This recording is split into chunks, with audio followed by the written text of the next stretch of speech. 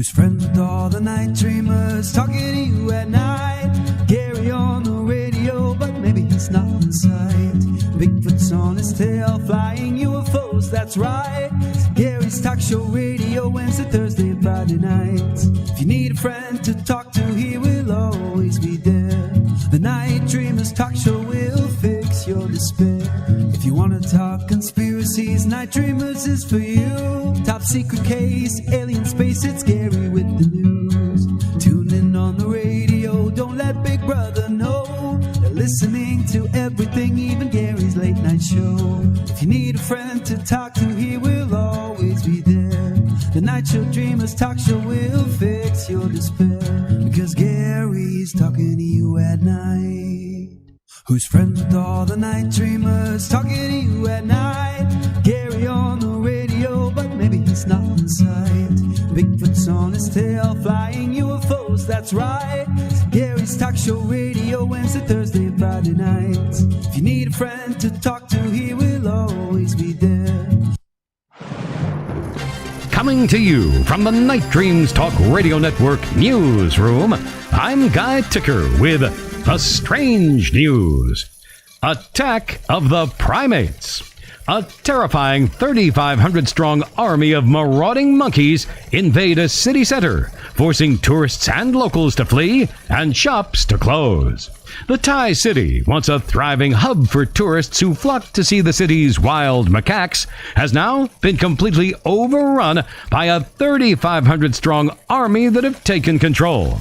Some locals have fled, while others have been forced to barricade their homes in a desperate bid to protect themselves against the rampaging monkeys. If this sounds like a movie plot starring, let's say Charlton Heston, congratulations, you're paying attention. I'm Guy Ticker. The strange news is brought to you by Night Dreams Talk Radio Network. Do you have a strange story? Contact us at nightdreamstalkradio.com. Deep in the Amazon jungle, one man. Hi, I'm Stan Gordon. Check out the Night Dreams Talk Radio with Gary the Big Guy. Yeah, let me finish. One man. Hi, I'm Mark Muncy. Check out Night Dreams Talk Radio with Gary the Big Guy. Yeah, do you mind? One man, naked and afraid. You and me both, sister. One man, Gary the Big Guy. No boats, no lights, no motor cars, not a single luxury. Hey, any more and you'll have to pay a royalty. Okay, that's it. Hit it. From the summer vacation studios deep in the Amazon jungle, from that tree right there. See at the top, he's swinging. I'm losing my mind. Twice? All right. Coming to you live, for now, on Night Dreams Talk Radio, naked and afraid, Gary, the Big Guy Anderson. Well, we made it till Friday evening. I'll tell you what, tonight we got a great show. We have a Hollywood legend on. It's going to be our first guest, Lee Purcell. Then our second guest, we're going to be talking about the UFO crash in Roswell and the ETs and all that with our second guest, JC. What plans do you have for the weekend? What are you going to be doing? Are you going to be doing anything exciting? Well, excuse me. I am going to go on some spooky locations and give a little bit of history and just film it and kind of, that's what I do. That's what I do on the weekends, Gary. Well, I'm glad you finally got a hobby, playing with jacks and balls all these years. And now you're actually getting out and doing something. I'm really impressed. Yeah, let me tell you something. When you start stepping on jacks once in a while, it's worse than Legos. So yeah. Can you imagine? You get out of your bed and you're running in the kitchen to get something you don't supposed to be eating in the middle of the night, and you step on one of those with your bare feet. Yeah, it's no picnic. Let me tell you, you jump around like a jack. What was your favorite TV show? The past shows. Well, I like so many of them, but I don't even know where. I like the old Maverick show and MacGyver was another good one. I think you liked that one. MacGyver? Yeah, Richard Dean Anderson. He could take anything, a piece of wire, and create something. He could just take a part out of a dishwasher, and next thing you know, he's accomplished something. MacGyver, I love that. And Magnum P.I. I still watch reruns, and I will watch them to the day I die. And then Rockford Files. I learned how to drive off of watching Rockford Files. He could just make that car just turn completely around. And actually, he got famous for that. Yeah, it's funny you mentioned Rockford Files because when we were teenagers, we got a lot of dirt roads back here. We would take our cars. Mine was a Chevelle. You know how he would put it in reverse and spin it around and do that little trick? We would all do that. I did that, with my Dodge Daytona back, when I first got it. I was trying to impress my current wife of 47 years. I got out on 9th Avenue. That's in Seattle. And I was going to show her because I was doing it in my other car. No problem. But this one had a Hemi with a blower, the whole everything on it, right? So I do that little fancy, around, and I gave it the gas. I heard a big clunk and another clunk. And then I looked and there's my drive line going across the road. Your drive shaft. That drive line, that connects your drive shaft to your rear end of your car. The whole thing just flew out. Yeah. We used to call it the Rockford. We used to say, let's go out and do some Rockfords. That's what we call it. That's what he became famous for. We would do it, man. He had, what do you have, a Trans Am, I think, or a Camaro or something? Firebird. Firebird, yeah, there you go. Yeah. Yeah, I tell you, and a lot of people don't realize he was a famous racer, too. Oh, yeah, man, that guy was, you wouldn't want to race him on the streets, and I mean streets, too. Just before he passed, he wasn't into computers. He didn't know how to use the computer, but I would email his friend who'd handled all that stuff. So, James then, would tell his friend to send, back to me. And one day his friend that did all this stuff, his employee said, we just came back from Las Vegas, or maybe it was Reno. And he said, he scared the you-know-what out of me. And I go, what? He was driving 140, 150 miles an hour. Yeah, that gets to a point either you're real scared or you're on Nirvana. It's one of the two. There's no gray area. None.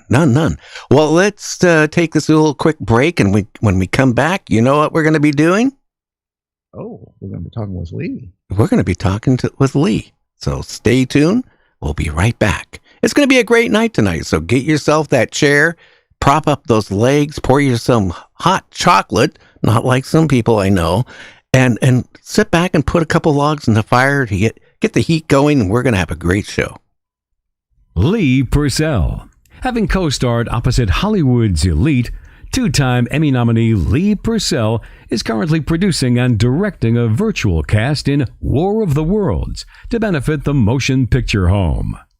In late 2019, Lee completed her starring role in Joey Travolta's, that's John's brother, Carol of the Bells, with Donna Mills from Knots Landing, Donna Pescow of Angie, R.J. Mitte from Breaking Bad, Yule Mireless of Animal Kingdom, and Jewell of Deadwood.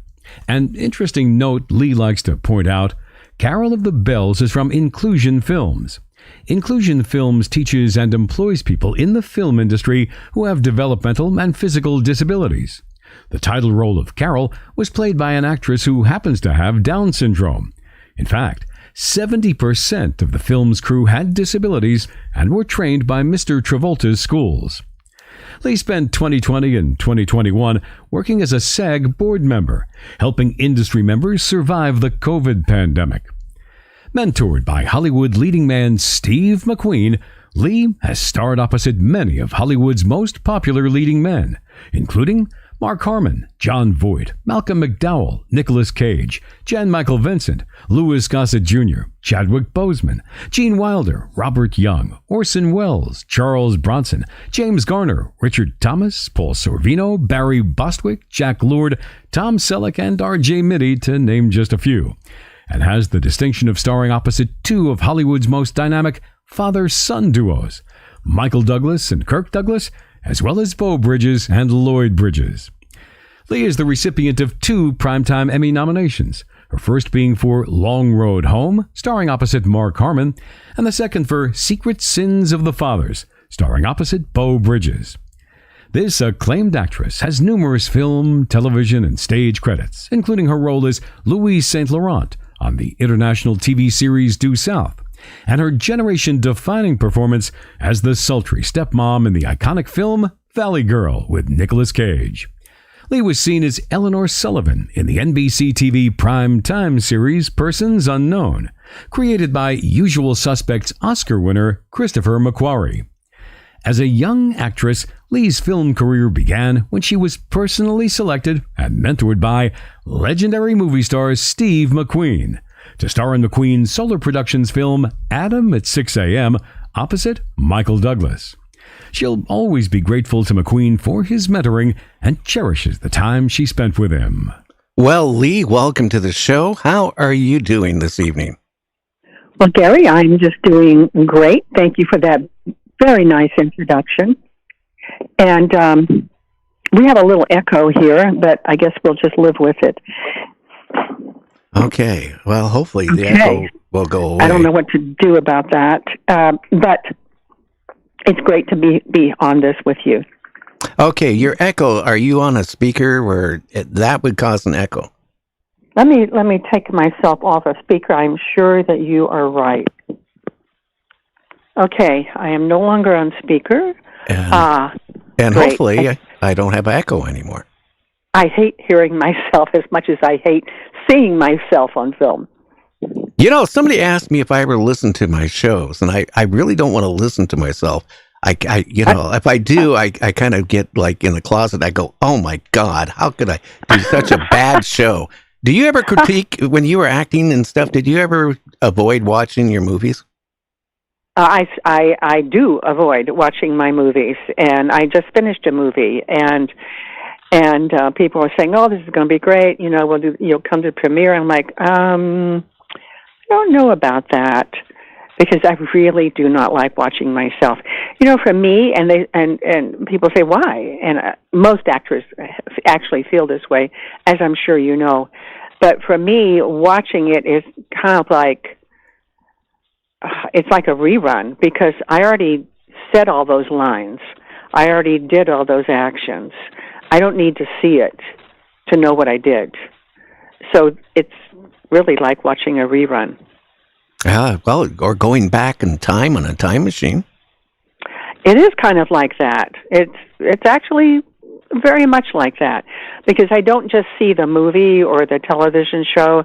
I start remembering, oh yeah, that was the day that we had that big blizzard and we couldn't work, or that was the day that they served that great lunch.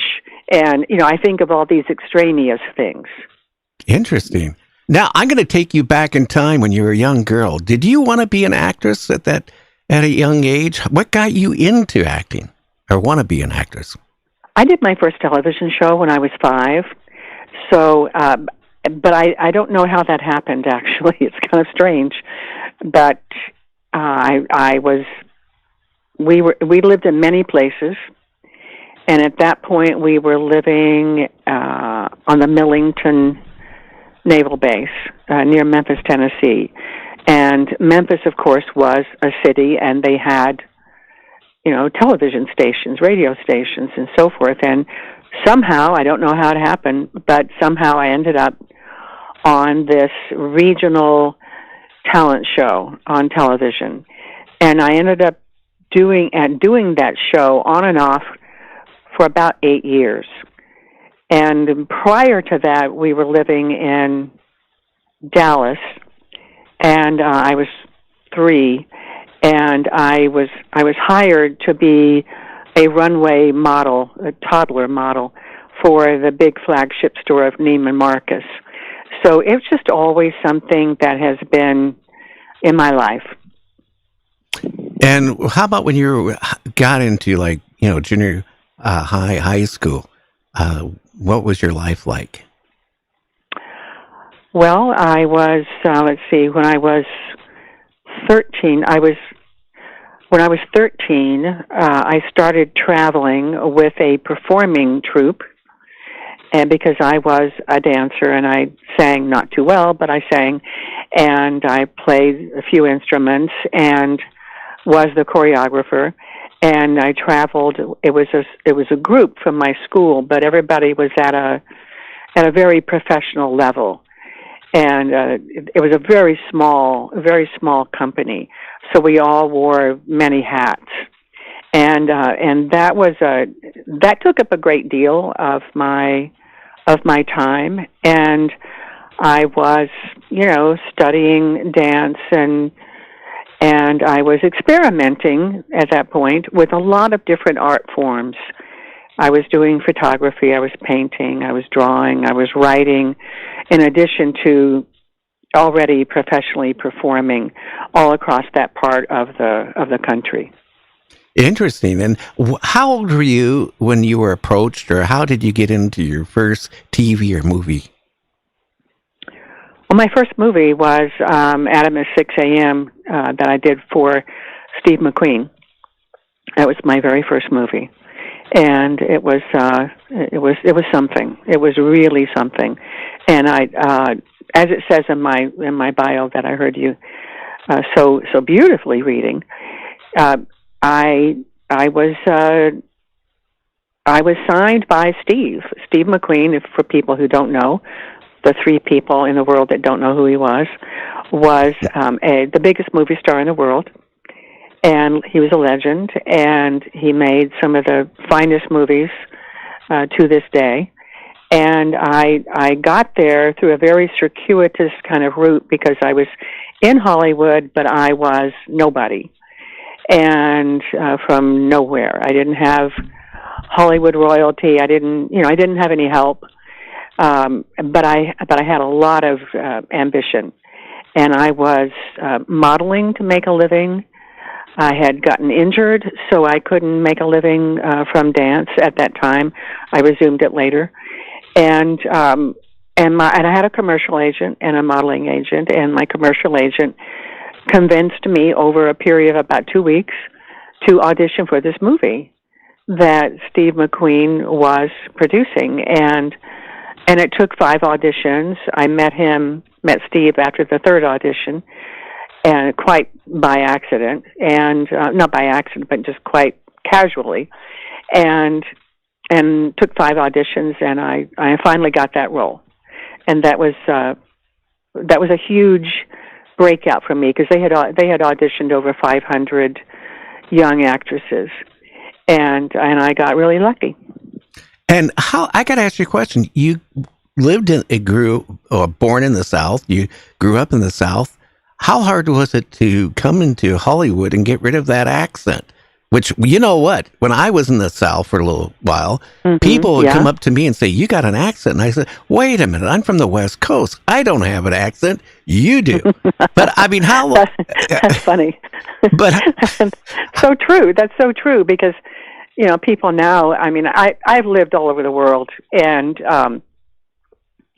so the South was, and we lived in different places in the South. So when you live in different places, you don't get kind of stuck with one accent. You get bits and pieces, excuse me, of all the places that you've lived. And I was visiting California every summer since I was 13, because I had a lot of family in California. My grandmother, my great-grandmother, my great aunts and uncles and cousins, and so I was very exposed to California. And then also New York. We went to New York. So my accent was not a typical, one city accent. It was really a mix. But when I got California, when I moved to California, because I had been here so much, when I moved here, I had somebody say to me, you better, unless you want to get stuck with just playing Southern and Midwestern roles, you better go to this accent reduction teacher. And so I did, and I studied with him. He was a miracle worker, and he taught me a lot more than accent reduction. He taught me a whole new way of speaking. And then when I moved to London, then my teacher there taught me a mid-Atlantic accent. So So that was kind of how it happened. But the funny part of this is that when I got the role of on Adam at 6 a.m. for Steve, they asked me, said, "Do you think you could learn a Missouri accent?" and I just, fell over laughing like, "Yeah, I think I can do that." And so I did. I went back to my teacher and said, "Okay, I need to sound like a small-town girl from Missouri." And we worked on that for weeks until I had that accent down. Wow. Yeah, but to be able to do different accents, too, that's unique, too. Because a lot of people, a lot of people can't do it. I mean, like I told you before we were on the air, when I was in North Carolina, I when I came back to Seattle at the time, everybody said I had an accent. And this because you did. I did. And you did. Of course. Yeah, but because you have an ear. That's the thing, is that my teacher, Professor Cohen, the first thing he had to do with me was to teach me to have an ear. And I don't mean grow an ear, I got two of them, it's enough. But I mean to, just for the audience, to be able to understand, I couldn't hear myself. I literally couldn't. I didn't know what I sounded like. And so he woke up that skill in me by a lot of hard work. And from that point on, I could do any accent. Yeah. And, that's the problem is if somebody has an accent, I go in, because doing radio, I started out doing top 40 for very short. Then I got into talk radio, which, was kind of unique because I never studied to be a talk show host, but it happened.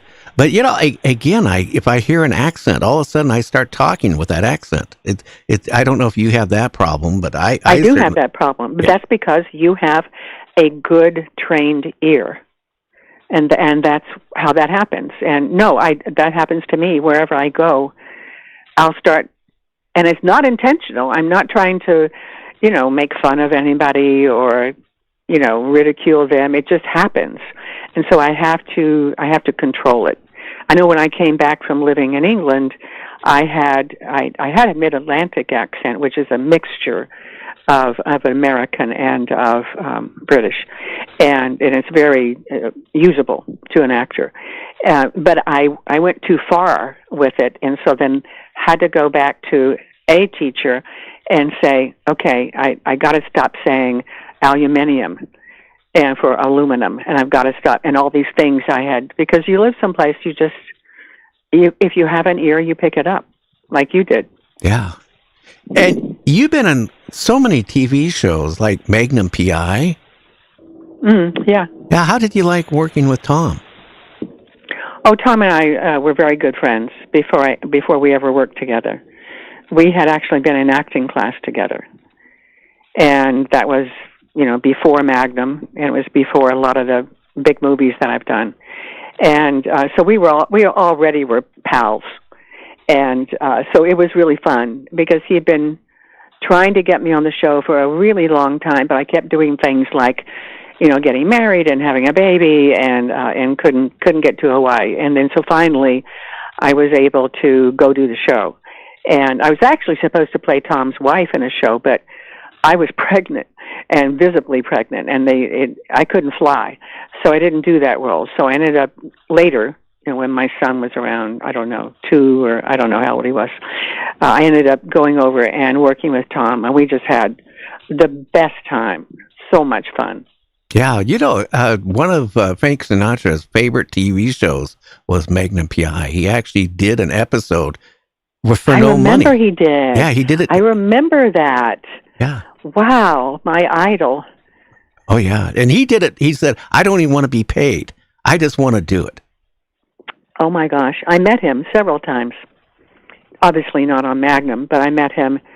There was a club in L.A., a private club, that I used to go to, and he would go, and he would sit dead in the middle of the room with people kind of milling about him, and at this small round table with an ashtray and a glass of something kind of amber colored, and he would hold court.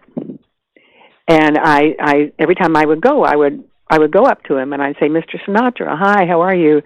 And I would tell him my name, and he'd say, "Oh yeah, I know your work." And he was just the most gracious guy, but he would hold court there. He didn't sit over in some little corner trying not to be seen. He would sit dead center in the room.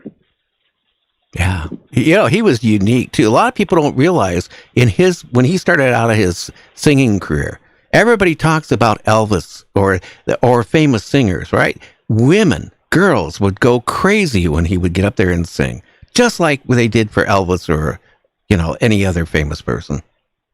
Yeah, screaming. Yeah, he was of my mother's generation. He, as an entertainer, and my mother just loved him, and I have really grown to like his music, really in recent years, because there's a radio station I listen to here, K-Jazz, and I've really gotten interested in swing music and jazz and blues, and they play Sinatra every morning, and sometimes on the weekends for several hours. So I've really become better educated in his huge songbook. My gosh, I mean, from the 30s up into, I guess he passed away, what was it, like the early 2000s? Yeah, like that. But I remember him singing New York, New York, and that was in the early 90s, I tell you. That's right. Yeah. Well, and there's actually a shopping mall here in LA that I go to. I was just there yesterday, actually, and it's called the Americana, and they play Frank Sinatra music all day, every day. So when you're walking around the mall, it's an outdoor mall. And when you're walking around the mall, you hear him sing New York, New York. Yeah, I think he's one of the best singers that ever came out. I'll be honest with you. I do too. Yeah, Lee, we need to take about a 2.5-minute break. And when we come back, I got some more questions. And why don't you also talk about, what do you think in the future of movies with artificial intelligence? So we're going to talk about all that with Lee right after this. You're listening to Gary's Night Dreams Talk Radio. Check out our website at www.nightdreamstalkradio.com. We'll be right back, so stay tuned.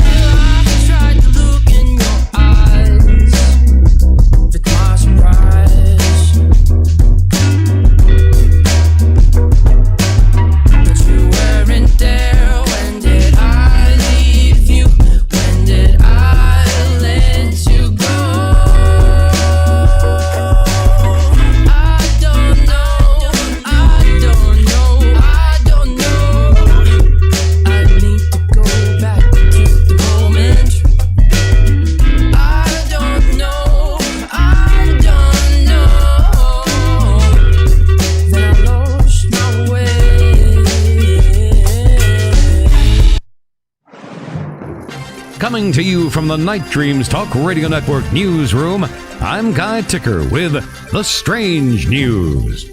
U.S. Pentagon is developing a new weapon of mass destruction. Thousands of drones will work together to destroy enemy defenses, but experts fear humans will lose control of the swarms. I'm Guy Ticker. The Strange News is brought to you by Night Dreams Talk Radio Network. Do you have a strange story? Contact us at nightdreamstalkradio.com. Coming to you live from Night Dreams Talk Radio, it's Gary Anderson with the stories that will rock your world. My neighbor tried to get me fired on Friday. Stories that make perfect sense. My Hollywood celebrity neighbor threatened me about a month ago that he would expose me because he hired a private investigator to dig into my background. Important stories that are easy to follow. And if I didn't stop the movie from being released, he would expose me. So strap yourself in and get ready, because Gary is going to get to the bottom of it, no matter how long it takes. And since they can't stop the movie from dropping, which is going to expose him... Sorry, we've run out of time for this intro, so let's just do this. Once again, the Sultan of the Story, Gary Anderson. And we are back with Lee Purcell. And I got another question. You worked with Charles Bronson. What was he like? He was another one of my idols. I loved him. He was just a wonderful guy. And he, this is a guy who came up from the coal mines, and, he had no pretense at all in him. And he was a family man. When we were doing a movie called Mr. Majestic, he had all of his kids there. I don't know how many kids. He had a lot of kids, 4 or 5 kids, and his wife, and they all were on location. And in between scenes, he'd go out and he'd, play ball with the kids. He would throw frisbees. He was just a dad and a really decent guy. And he took really good care of me, because there's usually, not usually, but there's sometimes somebody on a film or a TV show that maybe isn't as pleasant or as grateful that they should be. And that happened on that film, and that person wasn't treating me well, and I was, one of the female leads of the film, and so he took care of it.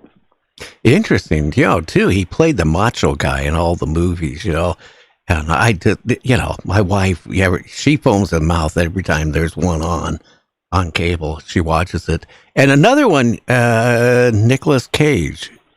Mm-hmm. Did you like working with him? Well, we didn't have a lot of scenes together. We had a couple in a little movie called Valley Girl, which has become, a legend. And it was his first movie.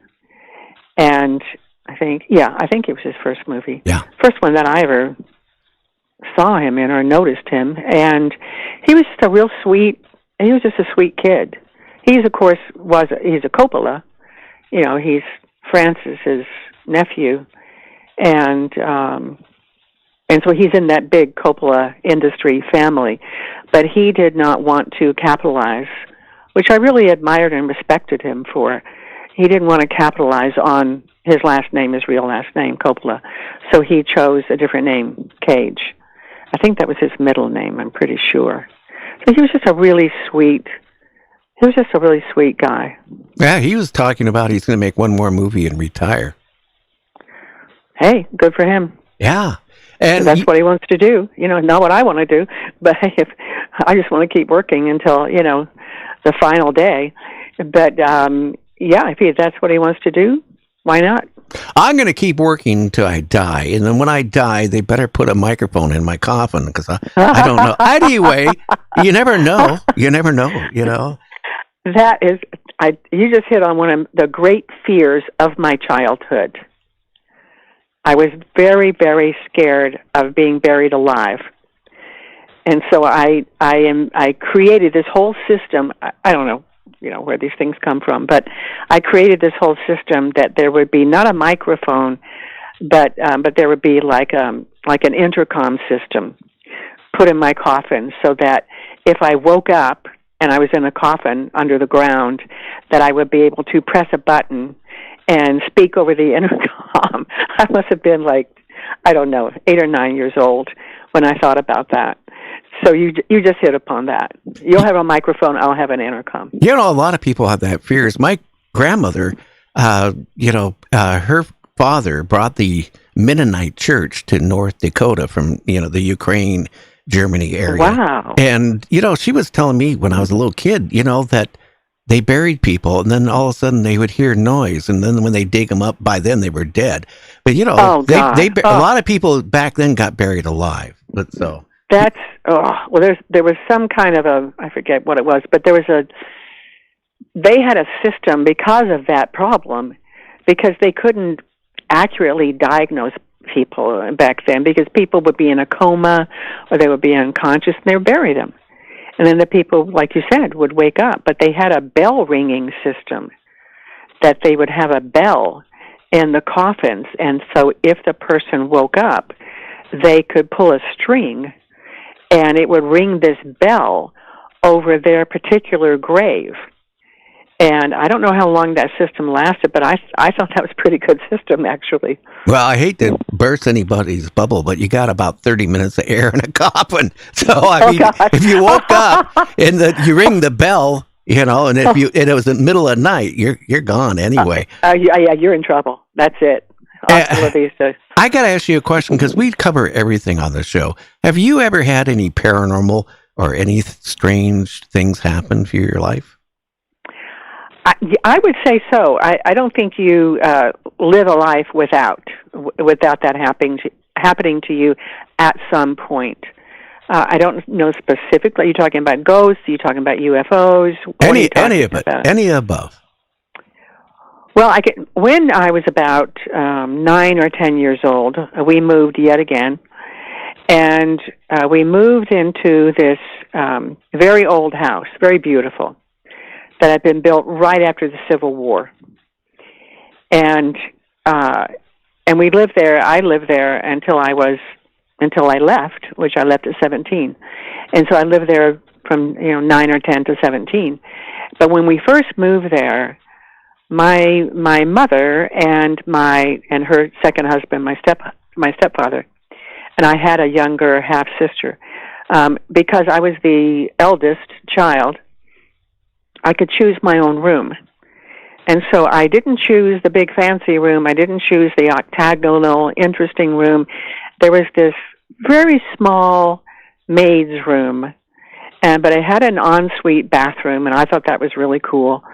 But more importantly, it was right next to the servants' stairs. Not that we had servants, but the people who built it, I guess they did. But there were two staircases. There was the main staircase, and then there was the servants' staircase. And so I wanted that little tiny maid's room because I knew that I could come and go as I pleased, because of the servant staircase, and that nobody would see me or hear me, because I was a very adventurous child. And so I chose that room, and I moved into that room, and it all went well for a while. And then I started having these really hideous dreams, hideous. I don't even want to tell you what they were. They were so bad. And finally, they got so bad, I started sleeping with my door locked, still had the dreams. And so I finally told my mother, and I said, "There's this man." I'll tell you the dream light part, not the dream heavy part. Okay. So there's this man, and he's coming into my room, and he looks like this, and he's very upset, and there's something around his neck. And I would tell her this, and then finally she started asking around, and she found out that the previous owner of many, many years had hung himself in the library. It was a small library right next to my room. Ooh. So, obviously the thing around his neck was whatever he used to hang himself. And after we found that out, he started to fade away. And finally, it didn't happen anymore. So I think it wasn't a dream. I think he was still in the house and restless, and that's what I think. Yeah, and I think when you accepted it probably faded off. Well, You know, I hear so many things like that. You know, again, you know, I don't know if the hereafter actually is. I don't want to find out. I want to be like Jack Benny. I want to live forever. But and be always 39. I want to be 39, even if I look and play a violin. Well, how about that would be cool too, if I could.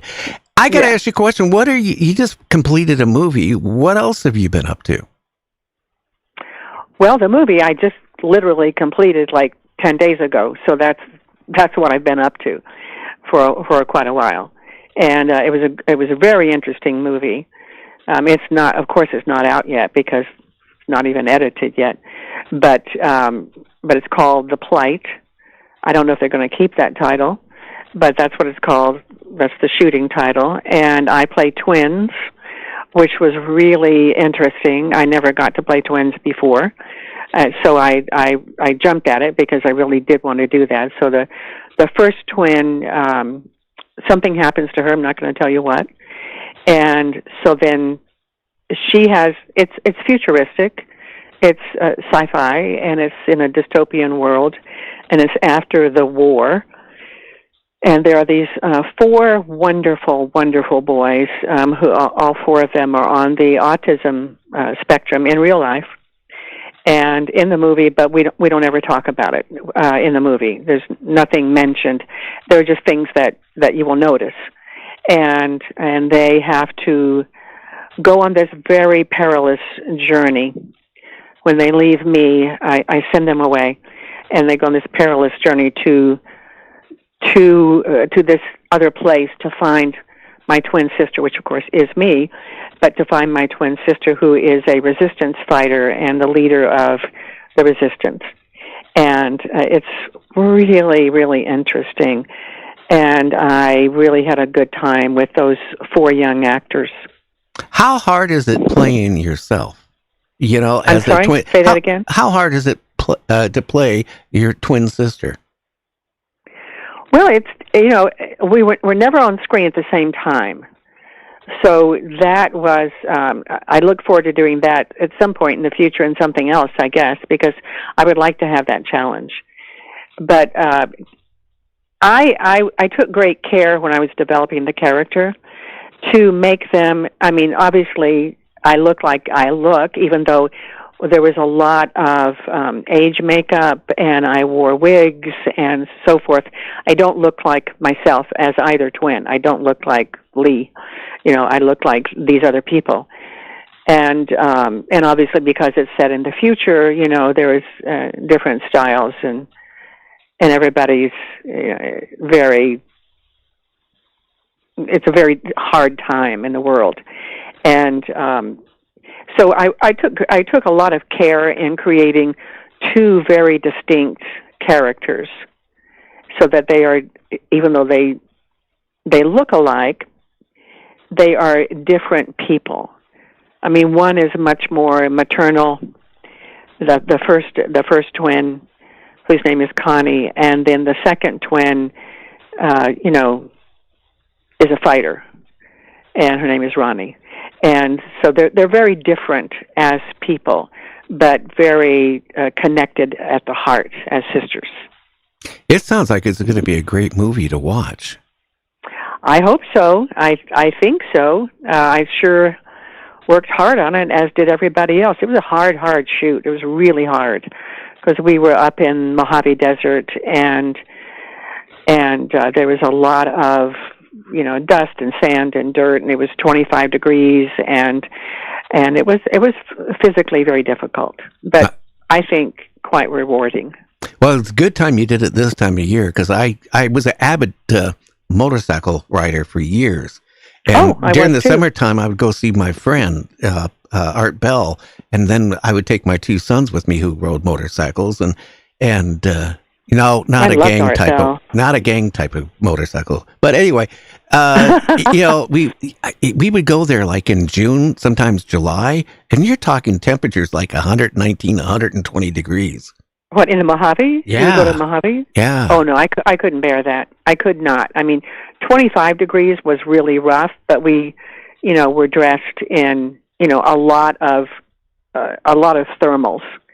under our clothes, and we had all kinds of things, to keep warm. But no, I would not want to. No, I don't like severe heat like that. People say, "Why don't you move to Palm Springs?" Like, no, it's too hot. Oh yeah. Mm-mm. I was thinking about playing twins. Patty Duke did that on the old Patty Duke show. She would play. Yeah, her but she sister. did it at the same time. I mean, not obviously really at the same time, but she made both. You could see both twins at the same time. Yeah, that would be hard to do. It would be, but like I said, I really would like to do that at some point. I would like to do that. It just wasn't the way this was written. It wasn't like that because they're in two different locations. So what else do you got planned in the future, kid? Well, I'm working on our show, Hollywood Radio Players, and which is I don't know if you read about it or seen any of our shows, but we have several shows up. We recreate classic radio plays from the golden age of radio, but we do it visually so that you see our shows, and it's called Radio You Can See. And we have, I think, about 11 shows up, and you can go to HollywoodRadioPlayers.com, or you can go to our YouTube channel, Hollywood Radio Players, and see the shows we have done thus far. We took a little bit of a hiatus for the holidays, and because we wanted to restructure, which we've done, and now we're working on the next show, which is going to be an Ellery Queen murder mystery, and we do it up. We really do it up. We do full costumes, even though we shoot on Zoom, and you just see us like from the mid chest up. But we do special effects and sound effects and music, and it's really a fun thing to do. And we don't get paid. All the money goes to the Motion Picture and Television Fund, which is an organization in LA that services the entertainment industry. I'm sure you're familiar with it. Oh yes. And they help, and of course they've been stretched very thin by first the pandemic and then our multiple strikes, and so we help them out by raising money. And so you can see the shows for free, but if you feel like making a donation of any size, small, large, please feel free to do so, and it goes directly to the Motion Picture and Television Fund. It never comes to us. I'll plug that on the website too. Here's one thing too. I'm at the age when I was little. My parents' house, we didn't have a TV till I was probably about 7 years old. And right. Yet all the relatives, like on a Friday, Saturday, we'd have like 15, 20 people in our living room gathered around the old Philco radio. Wow. Oh my gosh. And we'd be listening to these shows, and you close your eyes and you could, as a guy was walking up the stairs, you could see it in your mind. And, it's called the world of the imagination. Yeah. Yeah, and actually that was probably the best entertainment I ever had. And the young people days in TV and movies now, they lost that. The thing is, when you grew up that way, listening to radio shows, you had a picture in your mind. It stays with you for the rest of your life. A lot of people, you go watch a TV show or a movie, and 20 minutes later, somebody asks you about the movie, and you really don't remember much about it. Yeah, I didn't grow up listening to the classic shows. I didn't. I never heard them until I was older, much older, like an adult. And I got interested. My partner, Michael Carnegie, is my producing partner, and we had kind of a similar experience. We both trained as actors in London, although at different times and in different with different teachers and schools. But the one thing that we both got was BBC. If you're familiar with, they do radio shows. They have a whole channel for it, but they do radio plays all day long, and they're new ones, primarily new ones, some old ones, but primarily new ones. They do comedies and they do dramas, and I used to listen to those when I lived in London. And then when I moved back to LA, then I discovered that there were some late night, midnight shows that would rerun the classic shows. And so I started listening. That's when I finally discovered the classic radio plays, but not when I was a child. And Michael's experience is very, very similar. He used to listen to Star Wars, which was made into radio plays.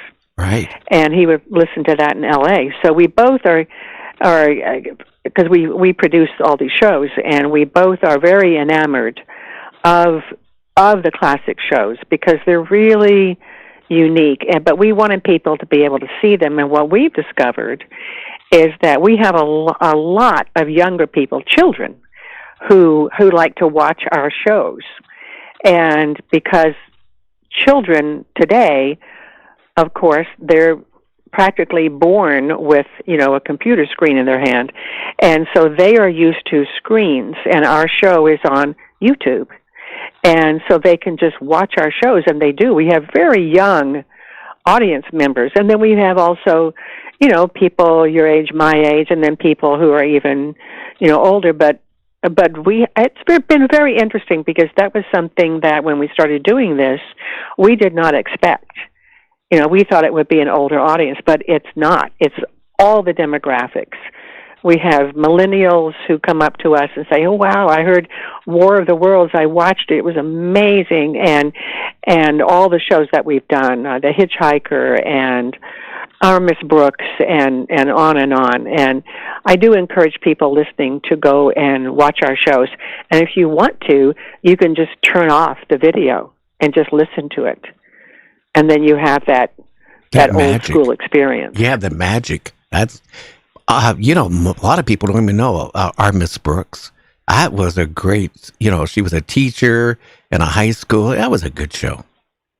It was a really good show. And, it transferred into television. Oh, yeah. And it was on television for a long time. And, of course, Eve Arden became, a feature film actress who played Miss Brooks.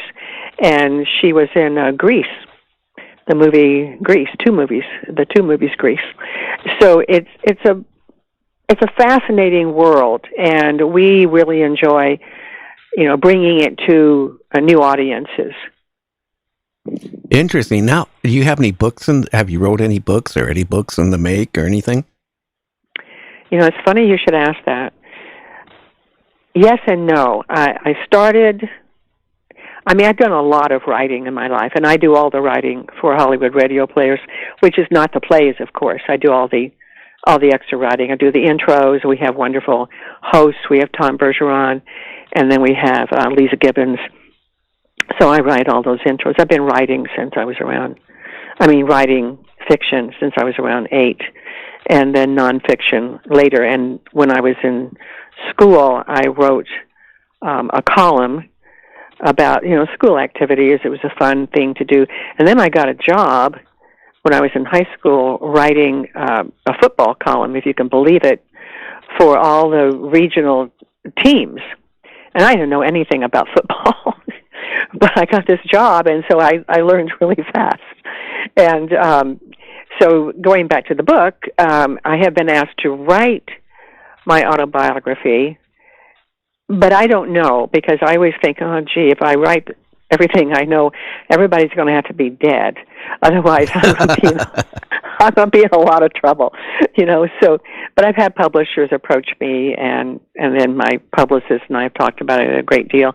So maybe at some point I did start it, and then I thought, I can't write this, because, like I said, everybody's going to have to be dead, or else I will really pay a price. Well, I have an answer for it, because our age, time, age is nothing. Time is nothing. It's what we make it. So nothing. I agree with you. And so I'm at the age right now, I'm only 27. I reverse everything. I get that. I can't tell you how much I agree with that. It is very interesting, because who you are inside, who you are as a being, never ages. It doesn't. I feel like I know I'm the same person I was when I was born.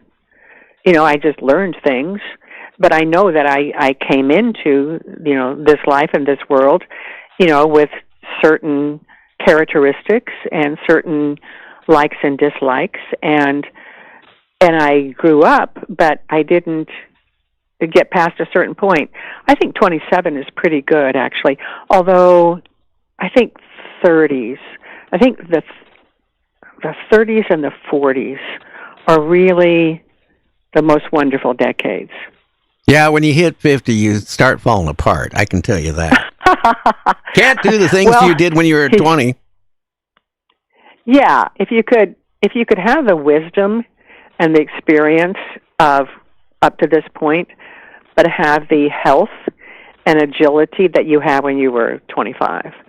I mean, that would be kind of perfect. Although I've been blessed with good health. Yeah. Well, hey, Lee, our time is up. I want to thank you so much for taking the time and coming on the show. We learned a lot more about you. You have a lot of fans. And, again, you've been on so many different TV shows like Barnaby Jones, Cannon, Marcus Welby. I really like that actor a lot.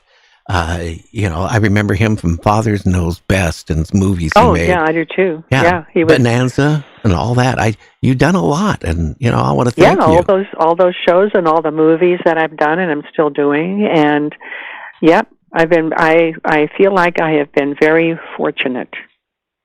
Yeah. Well, Lee, I want to thank you so much. And Geri, I want to thank you so much for having me on. And that was fun. This hour has just flown by. It did. And, take a listen to our show sometime, will you? Yeah, of course I will. Now that I've looked at your website and seen Bigfoot, yeah, I definitely will. Okay. You're right up my alley. So thank you, Geri. It was a great pleasure talking to you. Okay, Lee, you have a great weekend. And you as well. Okay, thank you. Okay, bye. Well, don't go anywhere. We got a great show. We got another guest coming on for an hour. We're going to talk about Roswell, that UFO crashed. Boy, ETs and all that stuff here tonight. So stay tuned. We're going to take about a 5-minute break, and then we'll come back. And again, I want to thank Lee, our guest tonight, who's coming on. I learned a lot about her. I had a crush on her like you would not believe. I still do. Lee Purcell is just a beautiful person, great personality and all that stuff. So stay tuned. We're going to be back. Don't go anywhere. If you do, I'm going to look you up. So stay tuned.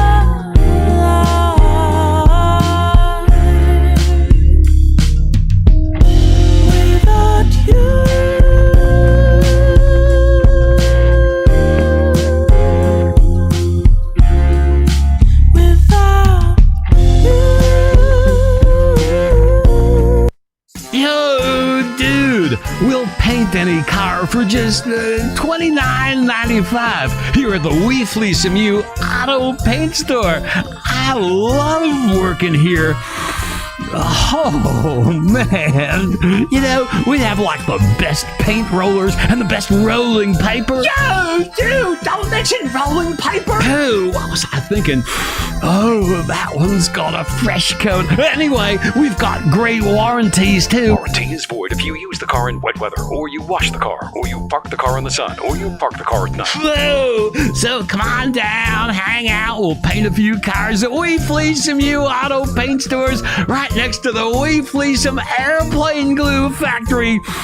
Oh, dude! Remember, kids, don't do drugs. Hey, narc, this is auto paint and airplane glue. Come on, stand corrected. Enjoy yourself. For auto paint and airplane glue, there's nothing better than Wee Fleecem U.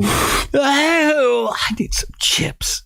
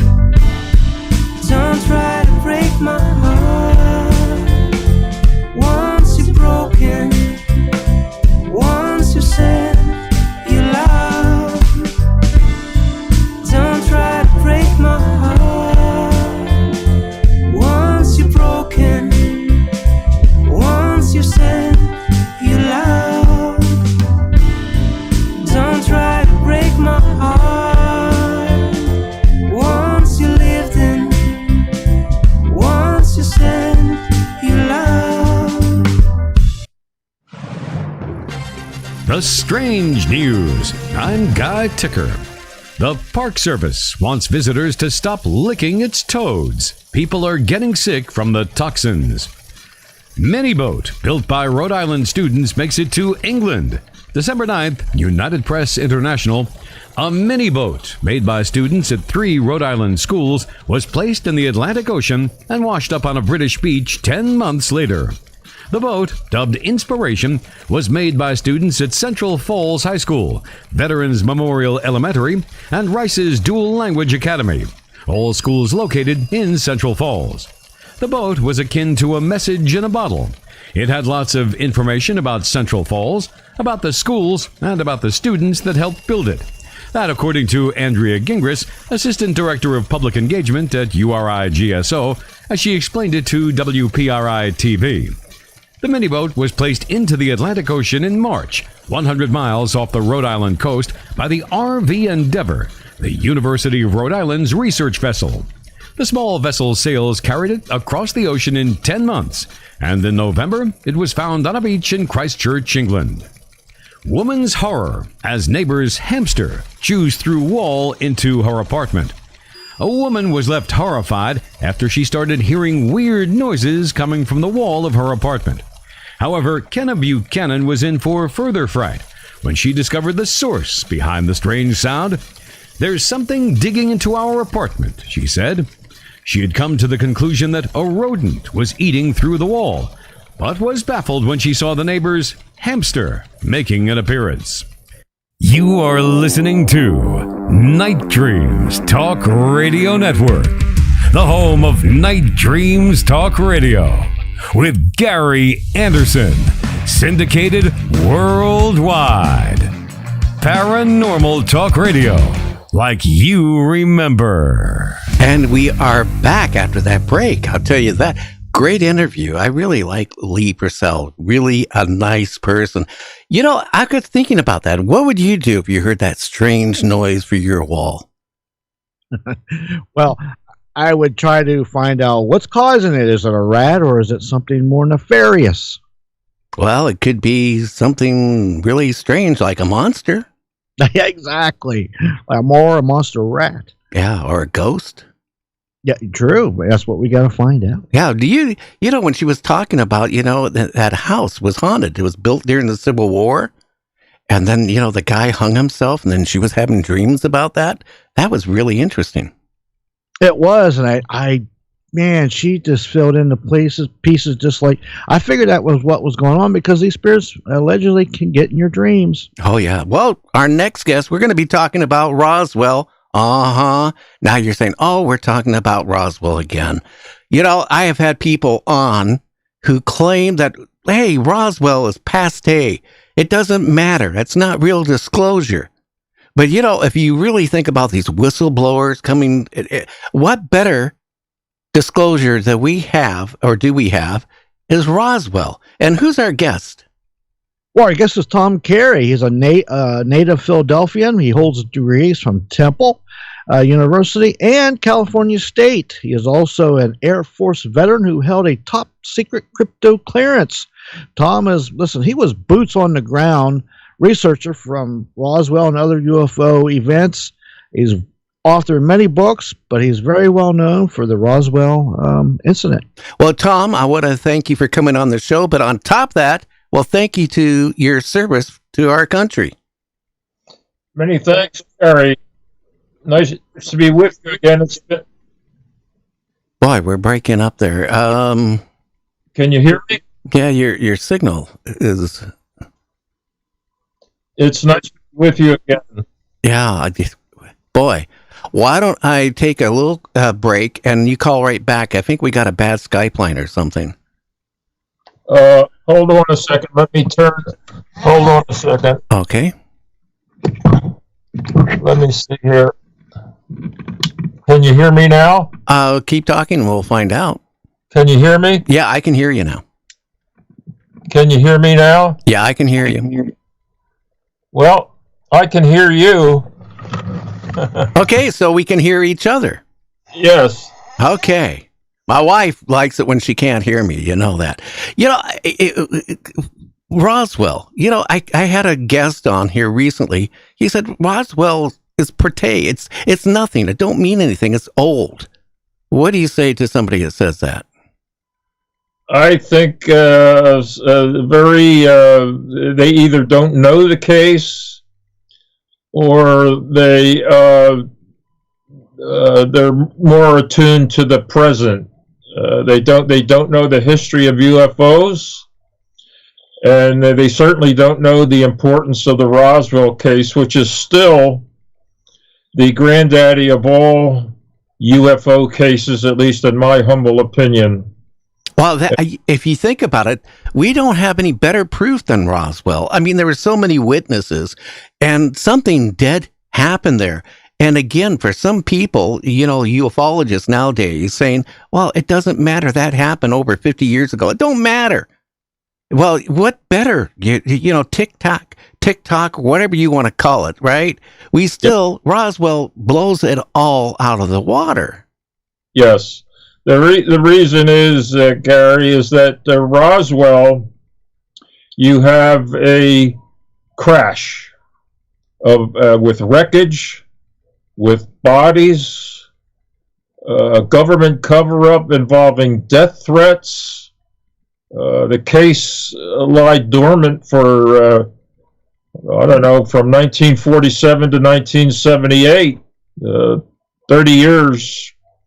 And here's the thing about Roswell that's different from all other cases, besides what I just mentioned to you, is that we have hundreds, not just one or two or three or four or five, we have hundreds of first and second-hand witnesses to this case, all the way from the crash to the retrieval to the shipment of the bodies, first to the Roswell Army Airfield in New Mexico, Roswell, New Mexico, from there to Wright-Patterson Air Force Base, to Area 51 in Nevada, to its last known residing location, Bigelow Aerospace in Nevada. We have witnesses all along the trail, beginning to end, and they're in the hundreds.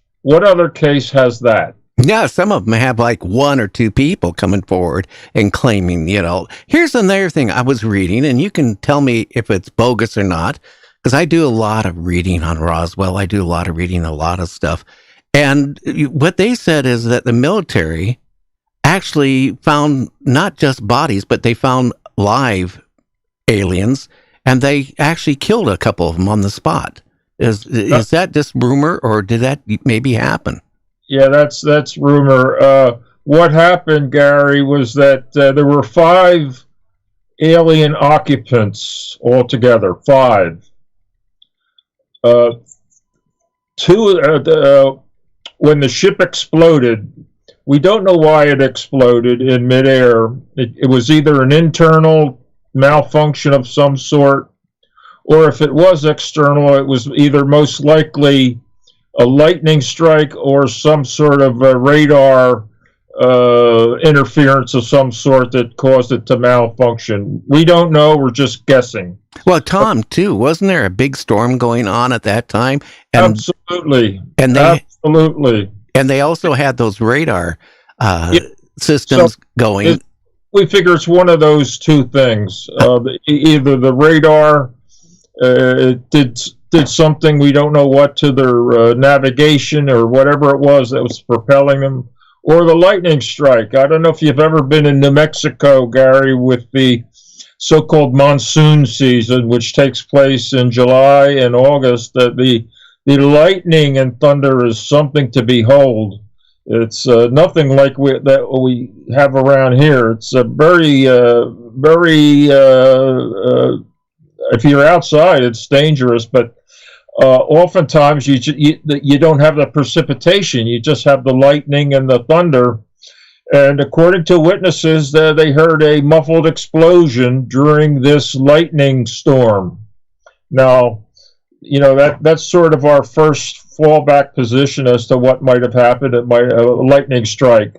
But also they had new radars set up in New Mexico, because that's where the 509th Bomb Group was located, the big bombing group that ended World War II, the only atomic-tipped unit in the world with atomic weapons, and so they had the state. I don't know exactly how many radar sites they had, but enough that might have caused some sort of interference. So 5 aliens. When the ship exploded, 2 were thrown out and came to rest about 2.5 miles from the so-called debris field, where all this wreckage, when it exploded, it rained down like rain on a rancher's sheep ranch. And about 2.5 miles east of that site, that's called the debris field site, was a low bluff where 2 of the aliens were thrown out, we believe, based on witness testimony, and met their fate on a low bluff about 2.5 miles southeast of the debris field. Well, that still leaves 3 left, right? 2 from 5 is 3. Yeah. So where did the other 3 turn up? Well, the ship explodes, but inside the ship, it was either the cabin, the inner cabin, or an escape pod of some sort, withstood the explosion and continued on another 30 to 35 miles in that eastern southeastern direction with the 3 remaining occupants. It was tear-shaped, and it was about the size of a Volkswagen Beetle today. It was tear-shaped, and it had the 3 survivors. Well, it came to land and crashed just north of Roswell, about 30 miles due north of Roswell, maybe 5 miles west. And 2 of them died in the crash landing. And that left 1 survivor. And we do have witness testimony, a lot of witnesses who were out there cleaning up the wreckage. Most of them are in their testimony will say, and there was 1 still alive. And we have several stories of that, of the 1 that was still alive, and it was recovered along with the other 2 deceased, and that's your grand total of 5. All wound up first at the Roswell EMMY. That's what happens when you you get old. Roswell Army Airfield. That's where they were returned to first, and from there they went to Wright-Patterson Air Force Base, or Wright Field as it was called back then. So that's the story. It was only 1 disc involved. It exploded. It really didn't crash. It exploded, and then the inner cabin came to rest another 35 miles from that site. So, now I've seen some aerial pictures taken, after that, and when it crashed, it slid a long distance. I'm sorry, when it crashed, it what? It slid a long distance. Oh, yeah, the so-called skip site. Yeah. We don't know. We believe that skip actually occurred before the ship exploded. It was already in trouble.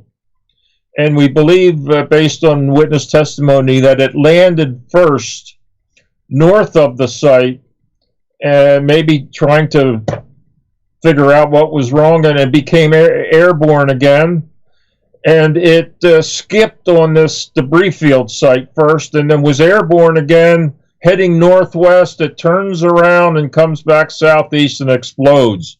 So it's a sort of a circuitous trajectory that it had, because it did leave a gouge mark in the terrain about 500 feet long, and that was found by the people who were that went to the site the next day, that there was a gouge in the terrain, and you're exactly right about that. And we believe that occurred though before it became airborne again, turned around and came back heading southeast and exploded.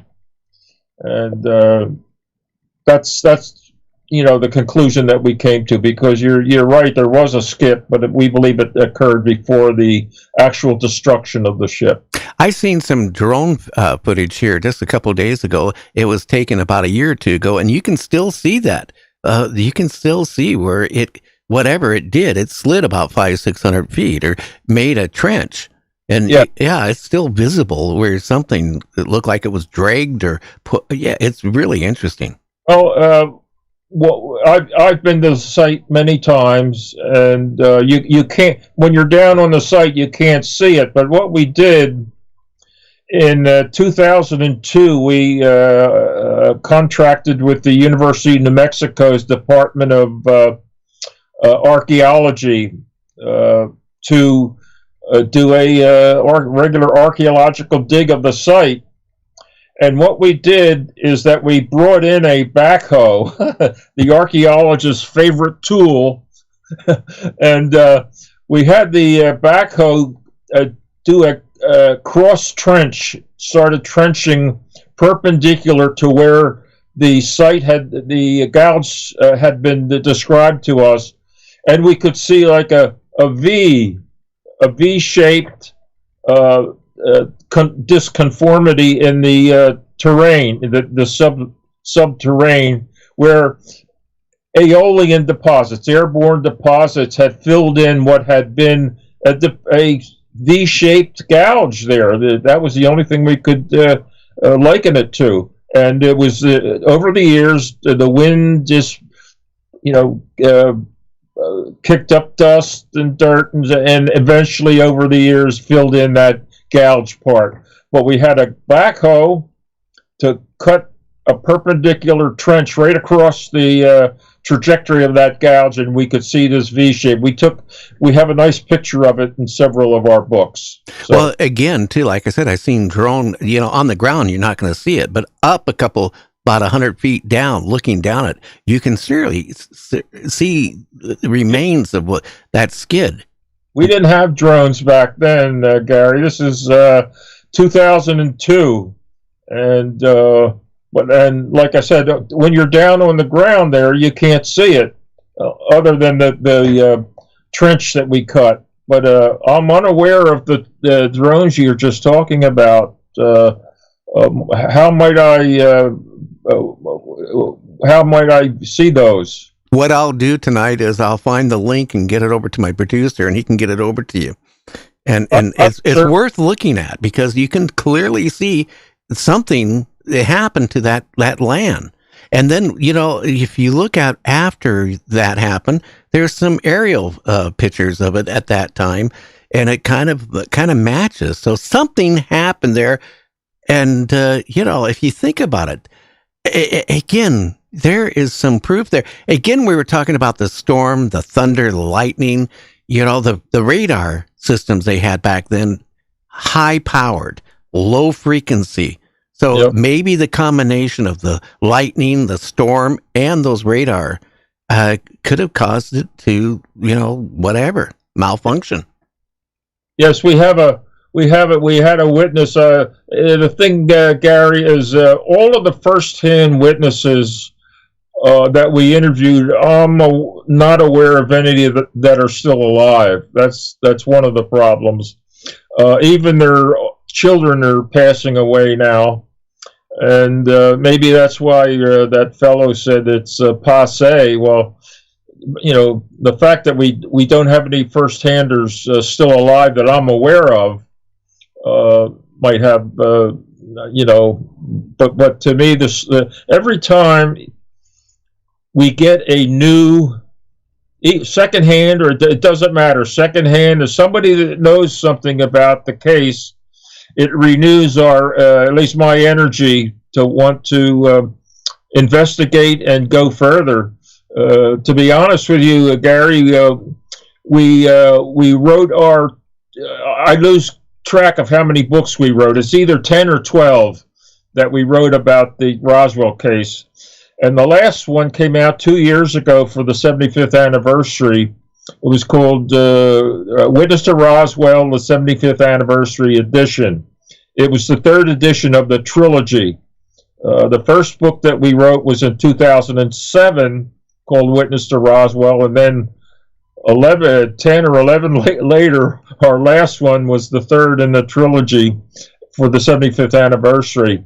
So we sit now that, we figure how many more witnesses do we need? I mean, we have hundreds right now, and I don't know. I don't think we need any more. The only thing, Gary, that we are missing is an incontrovertible, that's the word I'm looking for, incontrovertible piece of physical evidence that we don't have to send away to some lab and you never hear about it again. We've had a few of those. Whatever happened to that one that so-and-so brought forth 10 years ago? Well, we don't know. We want a piece of what we call first of all, our holy grail of Roswell is a piece of the so-called memory metal. The metal that was very copious, a lot of it at the debris field site. That was the Mac Brazel, the rancher. He was the sheep rancher. All this stuff rained down on his ranch, his sheep ranch, when the ship exploded. A lot of that wreckage was this so-called memory metal that you could, a lot of people have described it. I interviewed one fellow in my home. This would be last May in my home. He came all the way from California to visit his daughter up in New York, and she called me and she said, how would I like to interview somebody who handled a piece of the memory metal? I said, send them down. So he came down to my house, and I interviewed him in my living room, and it was that he, in 1965, and we had a few testimonies like this, where he was a school teacher, junior high school in Detroit, and before class one day, he taught fourth grade.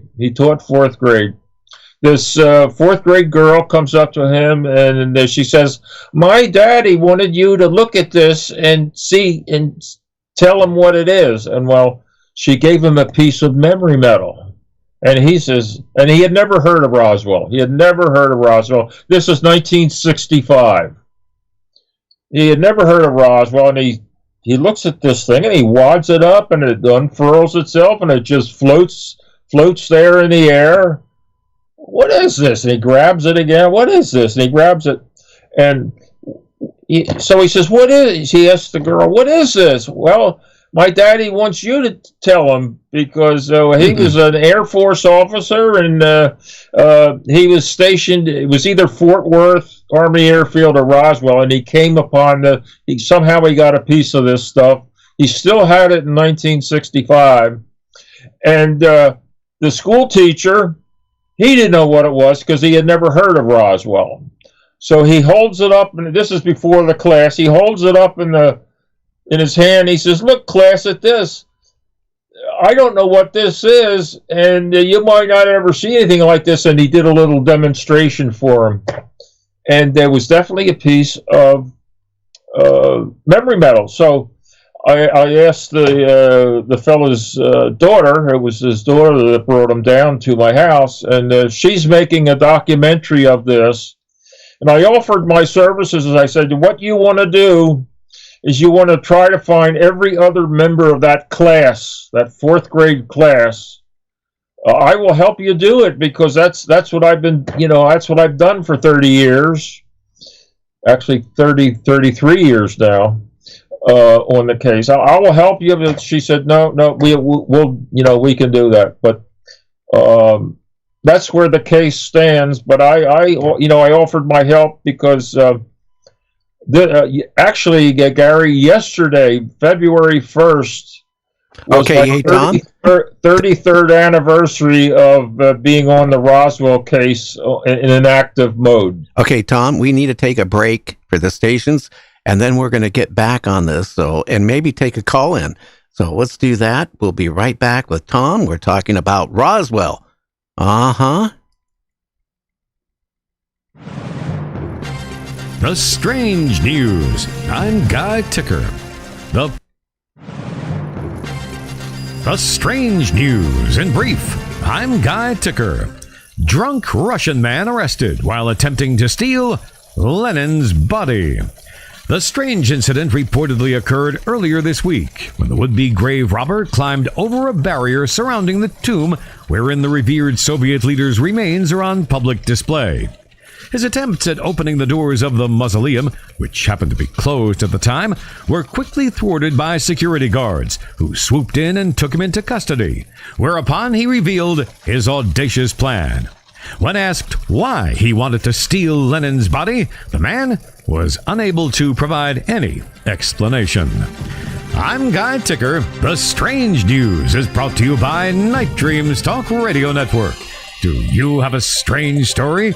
Contact us at nightdreamstalkradio.com. Once again, coming to you live from the Night Dreams Talk Radio studios, it's Gary Anderson and friends. And our own astronauts, who were all highly commissioned officers, were not told. And when they got to the moon, not only did they find that there were extraterrestrial activity, but there was also activity from our own planet. Gary guarantees you get all the inside info, unlike our astronauts. They were not told and not informed, and all of this is kept under wraps. And that's a good reason why we didn't go back to the moon after Apollo 17, and that is because we did not want more seeing eyes to possibly expose already what had been exposed so much. Okay, well, here's a man who loves exposure. Gary Anderson! And we are back talking to Tom about Roswell. One thing, Tom, I'm still frustrated. They sealed pretty much all the disclosure for like the next 25 years. I knew that would never come out with disclosure. And, when I was watching this carnival with, the Congress, they brought in all these people and they talked about Roswell. That never happened. I mean, they're still telling the population that it never happened. I watched those, Gary, do you remember the movie with Clint Eastwood called Heartbreak Ridge? Oh, yeah. Do you remember when the commanding general, they have this, they think they're going to war, and they get all their stuff together, and they're all running around, we're going to war. And it was what they called a readiness deployment exercise. And so the commanding general comes around, he sees Clint Eastwood is playing a guy named Gunny Highway, Thomas Gunny Highway. He's a sergeant, and so the general says, Sergeant Highway, what did you think of this exercise? And he says, it's a cluster, and the next word begins with an F. Oh, you mean cluster fuck? Fucked. Yes. Yeah, I don't supposed to use that word because I get hit with a fine from the FCC. I won't use the word fuck again tonight, people. That's what this government investigation into UFOs. Oh, I'm sorry, UAPs. That's what that reminds me of, because they keep changing the name of it. It's called the All Domain Anomaly Resolution Office. Yeah. I have to write that down so I get it right. You have to write it down and say it a couple times too before you can say it right also. The All Domain Anomaly Resolution Office, formerly the UAP Task Force, and formerly 10 other names. It started in 1948 with Project Sign. Then in 49 you had Project Grudge, and then starting in 1951 you had Project Blue Book until 1969.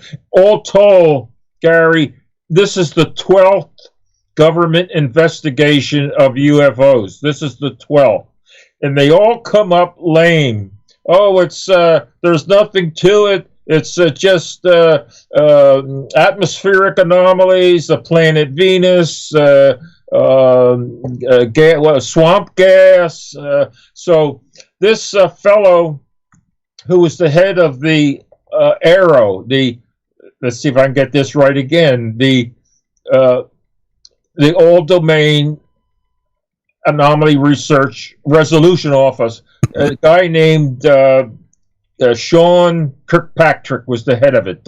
Sean Kirkpatrick, and he finally late last year he's leaving that job and going to Oak Ridge, Tennessee, to take another job. But on his way out, he says, "Here, I'm going to brief you on our findings." And he gets up there and he says to NASA and to the whoever he was briefing, "We have found nothing to suggest that any of this UAP stuff is of non-human origin." Well, he's either lying through his teeth or he didn't look. He had no incentive to look to find out. So it's some combination. He lied, or he just didn't make any effort to try to find the answer, or he was told to lie. That's if you really think about this, again, I had, Tom, so many people in ufology, major people in it. They would email me or call me, back a year ago, 6 months ago. "Oh, this is going to be, this is major. It's going to be real disclosure and all this stuff." And I kept telling them, it's not going to happen. It's not. "Oh, you don't know what you're talking about, Gary." And I said, "Look, I've been doing this for 50 some years. It's not going to happen." And this fellow, David Grush, I don't know how to pronounce that. The fellow, the so-called whistleblower that testified before Congress I guess it was in July of last year, somewhere in there, that he'd been talking to people. He was in intelligence himself, and he's coming out. He's a whistleblower, and he says, "We have crashed saucers." He said, "I think 9 of them," and blah, blah, blah, blah, blah. And the thing was, he gave no names. He didn't, we want to know who the sources are. He says, "Well, I can't say it in open forum." Well, this is just great. If there's anything to be learned that's of interest and concrete, they're going to hide it from us. I'll tell you about that in closed session. That's what he called it. There's called SCIFs, SCIFS, closed session briefing of Congress. I'll tell you in closed conference. Well, the report that they're going to issue, there's going to be 2 versions of it, one for public consumption and one for the SCIFs, where the real stuff is. So what's the point? They're not being transparent again. The public is going to want to know, okay, what are UAPs? What are UFOs, UAPs? Where do they come from? Why are they here? What's it made of? all that sort of stuff. That's what we want to know. And that's what we're not going to get. And we're not, Tom, because you know what? They sealed it for 25 years. And the president in 25 years from now can actually seal it again. It's up to his discretion. So they don't want to tell us. But, again, you hear all these horrible stories about ETs. And again, like I say this quite often, Tom, if people think that we're the only intelligent life of everywhere, right, then they don't know anything. Right. No, there's it's a statistical certainty. It's a statistical certainty, and it looks like, there's like 1 billion galaxies. Each galaxy has 100 million or 1 billion stars, and there's, it's just a statistical certainty. Now the problem is, has one or more of these other intelligences visited Earth? And it sure looks like they have. For how long? It seems like for quite a while. but we're mostly talking about the since 1947. There have been claims of other crashes earlier, but I'm sorry, that for me that's a bridge too far. Like the Cape Girardeau, Missouri crash allegedly occurred in 1941, but there's only one witness, so that you can't go with one witness. Well, there's one here in Washington State that was near Westport that a UFO supposedly crashed too. I don't know. I don't know what to believe. Here's the point: to get people to get disinformation and to really confuse the whole subject is get the people to say the opposite and lie, and that's the problem. If your books really cover what happened in Roswell. There are people out there cranking 20, 30 books, 36 books out there, one person, and just coming up with stuff that they want their 2 minutes of fame and want to make money off of it, and they have nothing to back it up. Nothing. Where you have interviewed people, you have talked to people, you have researched it. Some of these people don't even do that. They steal, paragraphs, pages out of other books and then reinterpret it and put it in their book. The History Channel last year, and they reran it a couple of weeks ago. It was I don't know if it was a 2 or 4 hour special on Roswell. And I recognized some of the pictures that I took. They were my pictures. I own the rights to. I was unaware of them till I saw the show. I said, "That's my picture." Not a picture of me, but one that I took. They just steal it, and stuff like that. What goes on in this field is just it's a free for all almost. They quote passages from your books, and they don't cite where it came from. And what are you going to do? There's no point in filing a lawsuit against people who don't have, Well, the whole point, it does damage to what you're trying to do, what I'm trying to do, and a lot of people out there that really want the truth. It does damage. Now, we got a caller. Who do we have? This is Tom. Hi, Tom. How are you doing? I'm doing great. I'm enjoying your show, and I'm enjoying what your guest has to say, but my question to him is as follows.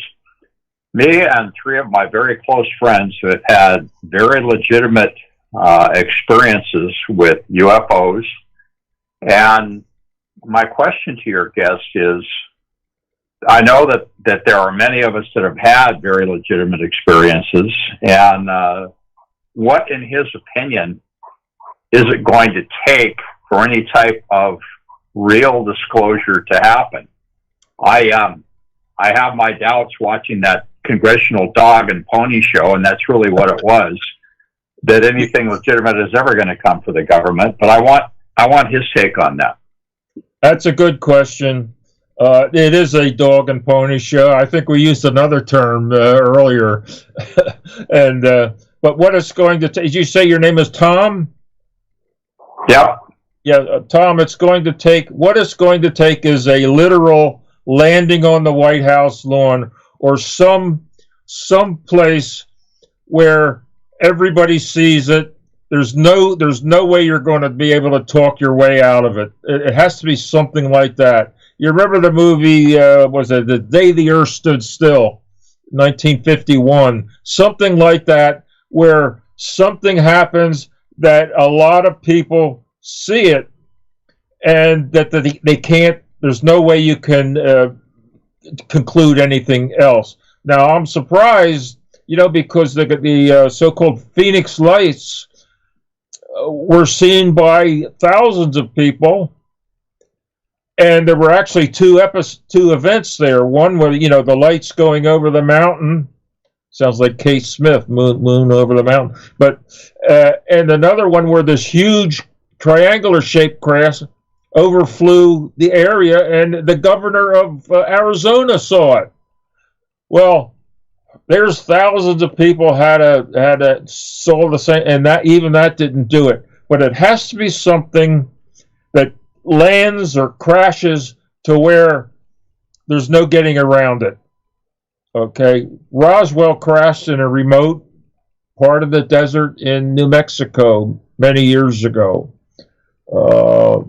Fortunately, we're able to, and the reason we only concentrated on this one case because it was labor intensive. We had to find the witnesses, we had to interview them, and there were literally hundreds of them. So, but to answer your question, it's going to take something like what the 1951 movie, the Day the Earth Stood Still, something like that. It doesn't have to be Washington, but some place where you can have cameras and a lot of people see it, and there is no doubt that what it is. That's what it's going to take, because what's going on is they're doing the same old number on us that they've done 11 or 10 other times. Oh, it's we're still investigating. We're going to have a report soon, and then it's a real disappointment, isn't it?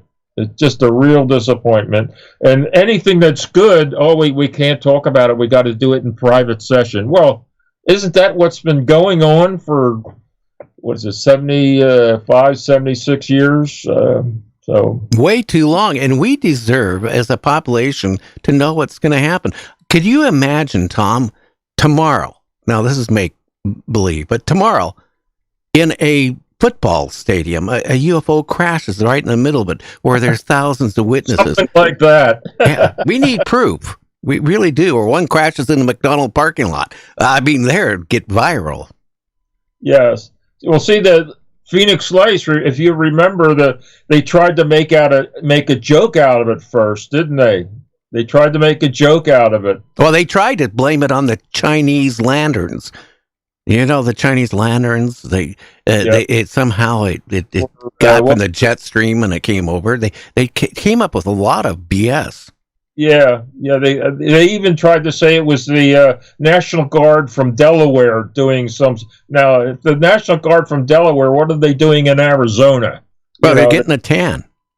Yes. Well, how about the sightings over Mexico City?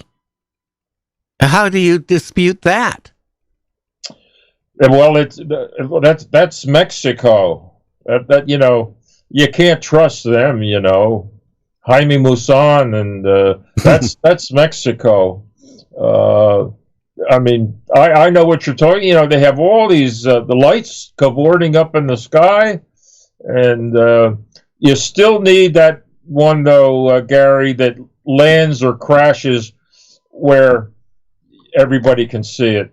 That's what you need. To me, lights in the sky that doesn't do. Even though it looks like it's part of some craft, but you can't see the craft. Lights in the sky to me are just for me, that's passé. Lights in the sky. I've seen enough lights in the sky. I've had 3 sightings myself. Fortunately, they weren't lights in the sky. And so I have that to rely on my own encounters. But well, I had one coming back from North Carolina years and years ago in the 70s. Going through the desert in New Mexico, and like about 1 o'clock in the morning. And I had a GTO, which I love going fast in that car, and I was going I was going really fast, and all of a sudden, the whole car and all around the car lit up brighter than daylight. And I think, oh my God, it's a police helicopter. I only had enough money to go from North Carolina back to Seattle nonstop and eating virtually nothing and taking a whole bunch of no-dos. And I figured, okay, I have no money for bail. I'm going to be arrested. My wife is going to divorce me, which she divorced me anyway. But here's the thing. I pulled off to the side of the road thinking that, hey, it's a police helicopter, right? Not a single sound of a helicopter. And I know what helicopters, I've been on a lot of them in my life. Not a sound of a helicopter, no nothing. The desert was quiet, no nothing. And that light was so intense. And then, poof, it was gone. Yep. Well, you had your experience then. I didn't have anything like that. I had one when I was in the Air Force, and two when I lived here in the Huntington Valley. One, I'm flying back from Roswell, right? It's every July I would go down there. We would have during July the UFO festival they have down there. We were speakers all the time. And I'm flying back from Roswell back to Philadelphia Air International. And I'm sitting by the window and I'm thinking, my God, I've been coming down here to Roswell for over 20 years. I'm up here, I see a lot of clouds. How come I don't see anything? Well, lo and behold, no sooner did I have that thought than the clouds part. And there's this object. It looked like the fuselage of an airplane, except it didn't have any wings or vertical stabilizer or anything. It was white, and it was streamlined. It wasn't like a cigar, but it was streamlined like a passenger plane, but with no wings or vertical. I'm thinking, well, I'm going to be able to see some wings or some windows pretty soon, I hope. And it was going slower than our airplane, right? I was flying, I don't know, Delta or something like that. It was going slower, and we were slowly passing it. And I'm thinking, number one, it's too close to our plane. And the air traffic controllers, I don't think, would allow another aircraft that big to be so close to our plane, in mid-flight. And we're approaching Philadelphia International. And finally, I'm watching this, and I never did figure out what that was, because we passed it, and it passed out of view going to my rear. I say, oh boy, I wondered that definitely was a UFO, some sort of cigar-shaped, white, no windows, going very slowly, though. So we go into our descent into Philadelphia International, and here it comes. It had apparently circled around and coming up across our ship as we're descending. It's crossing our path diagonally from left to right, from below right across our path. And I don't think the traffic controllers would allow that as you're in your descent. And it went right across our path and right out of sight. So that was definitely a UFO. I waited for after we landed, I waited for the crew, the captain, the flight captain, but they never came out of the ship. Well, they probably waited till all the passengers were gone, because in that time frame, if any of them ever said, "I saw a UFO," that's the end of their career for flying. I used to have a friend who was the vice president of Old Republic Airlines. A lot of people don't probably remember them, but they were around for many years.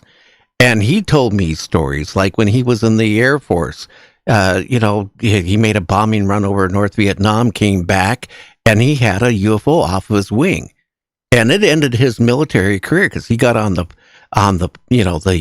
microphone and said, "Hey, we got a UFO off our wing." And he was instructed to land, not to get out of the craft. None of his crew members to get out. They surrounded, he said, the craft, the B-52, with, jeeps, armed personnel. They were all taken into a building, separated, interrogated, and he was a colonel. And he was told that because what he did, he's never going to go any farther in rank. So that was the end of his career. But again, he would advise pilots flying for Republic Airlines, if you see any UFO, because some of them would talk to him, don't say anything. You're not going to ever fly again commercially. Well, see, this new initiative by the government is supposed to make it okay for Navy pilots and commercial pilots and Air Force pilots and so forth. It's supposed to make them be able to report seeing UAPs without repercussions. But in real life, they're still not reporting them, because they don't. The pilots, they're still behaving as if I don't want to report something. But this new, I don't know if it became a law or just some sort of initiative to have military pilots to feel more comfortable reporting such things. And so far, it hasn't seemed to work because Dr. What's his name again from the Arrow? Sean Kirkpatrick. I'm sorry, I got so many names going around. Apparently, what's been reported hasn't impressed him at all, because he was referring to about 800 new reports that they have. You know, they're not good. They're supposed to be doing historical investigating as well this time. I'd like to see that. We're supposed to have a report from the Inspector General of the intelligence community. He's supposed to contact all of the Defense Department's intelligence units for anything that they have on record going back to 1945 relating to UAPs. I'm sorry. And we're supposed to have his report by mid-year this year. And my guess is you're never going to get it. It's just going to fade away like the one that was supposed to happen last year. Last year, and what they did is they changed the name of the group from the UAP Task Force, which was formerly the ATIP, the Advanced Aerospace Threat Identification Program. That's a long name to say, you know that. So they keep changing the name and hoping you'll get all mixed up. And I think I know more than like most average citizens, and I get all mixed up with these name changes. Hey Tom, we only had you scheduled to the top hour. Can you hang in for another half an hour? Okay. Well, you know, I don't want to force you. I don't want to twist, put your arm behind your back. But okay. I'll stay. Okay, let's take this little break now. It's about 3 minutes long. We'll come back. Now we're going to even talk about a little bit more about Roswell. What happened to those bodies? How many people actually saw them? For the people out there maybe that don't know anything about Roswell, and there's a lot of people that don't know because they've been brainwashed. We'll be right back, so stay tuned. Don't go anywhere. Just put another log in the fire, and we'll be right back.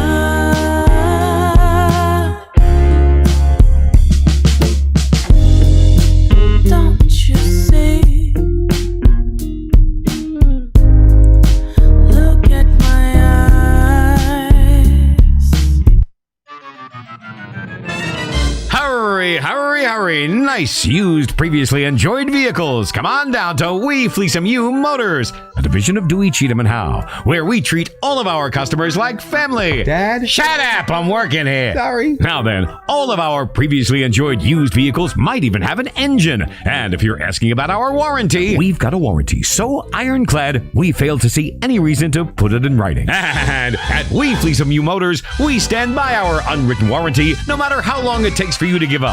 So come on down to We Fleece 'em You Motors, formerly Miracle Motors, where if it runs, it's a miracle. If you can find a better looking car, I'll eat a bug.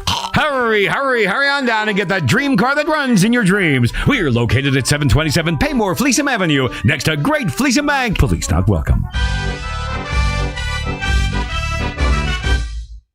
Coming to you live from the Night Dreams Talk radio studios and broadcasting this worldwide. When we were little kids in the 4th grade, 1970, 4 or 5 of the kids in my class were held back, and it was revealed to us by the government that there were 70 ET species known to be visiting us. It's Gary Anderson, the man who delivers the dish. The 4 species they were aware of were the tall grays, the small grays, the amphibians, and the Nordic. Now, sit back and get ready for a ride you won't forget.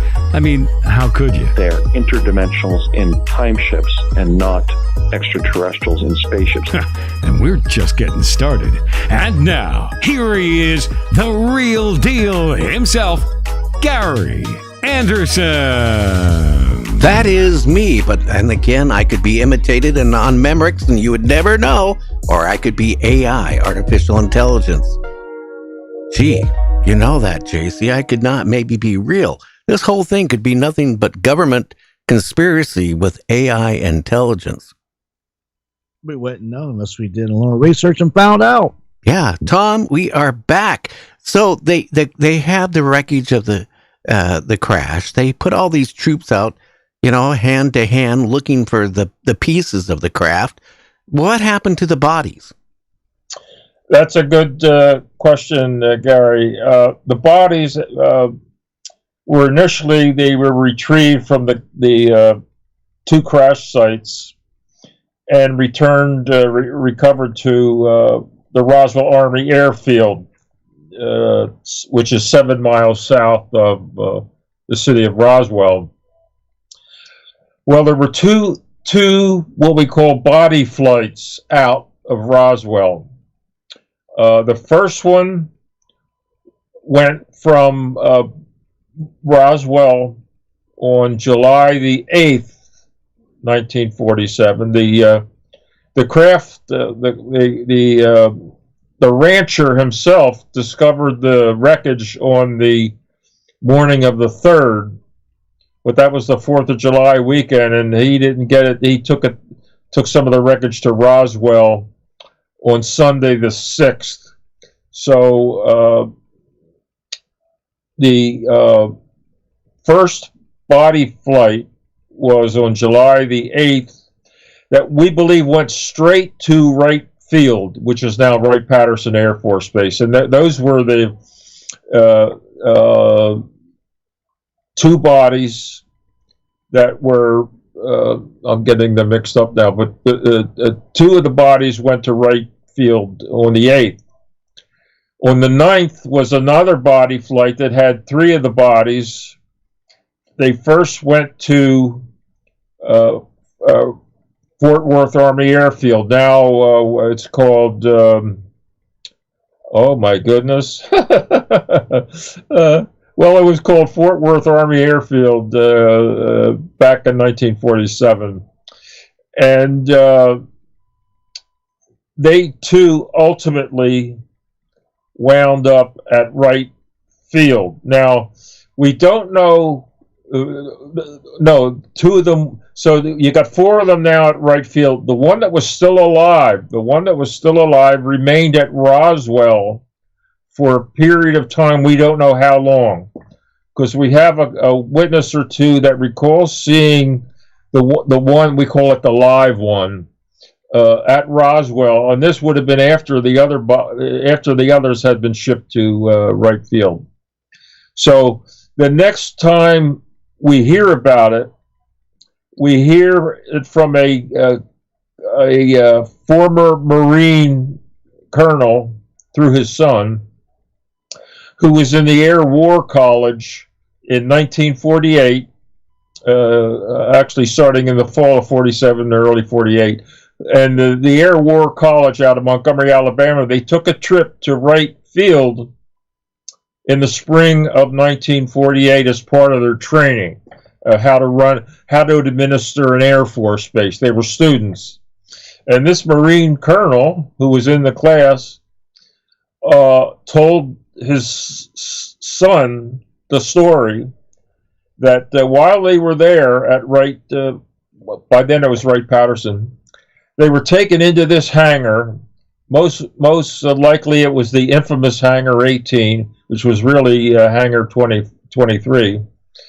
But Hangar 18, the class was taken in there, so they go in there and they're thinking, what are we doing in here? We're inside a hangar, we're twiddling our thumbs, and out they wheel out a gurney of 2 or 3 with this strange wreckage on it.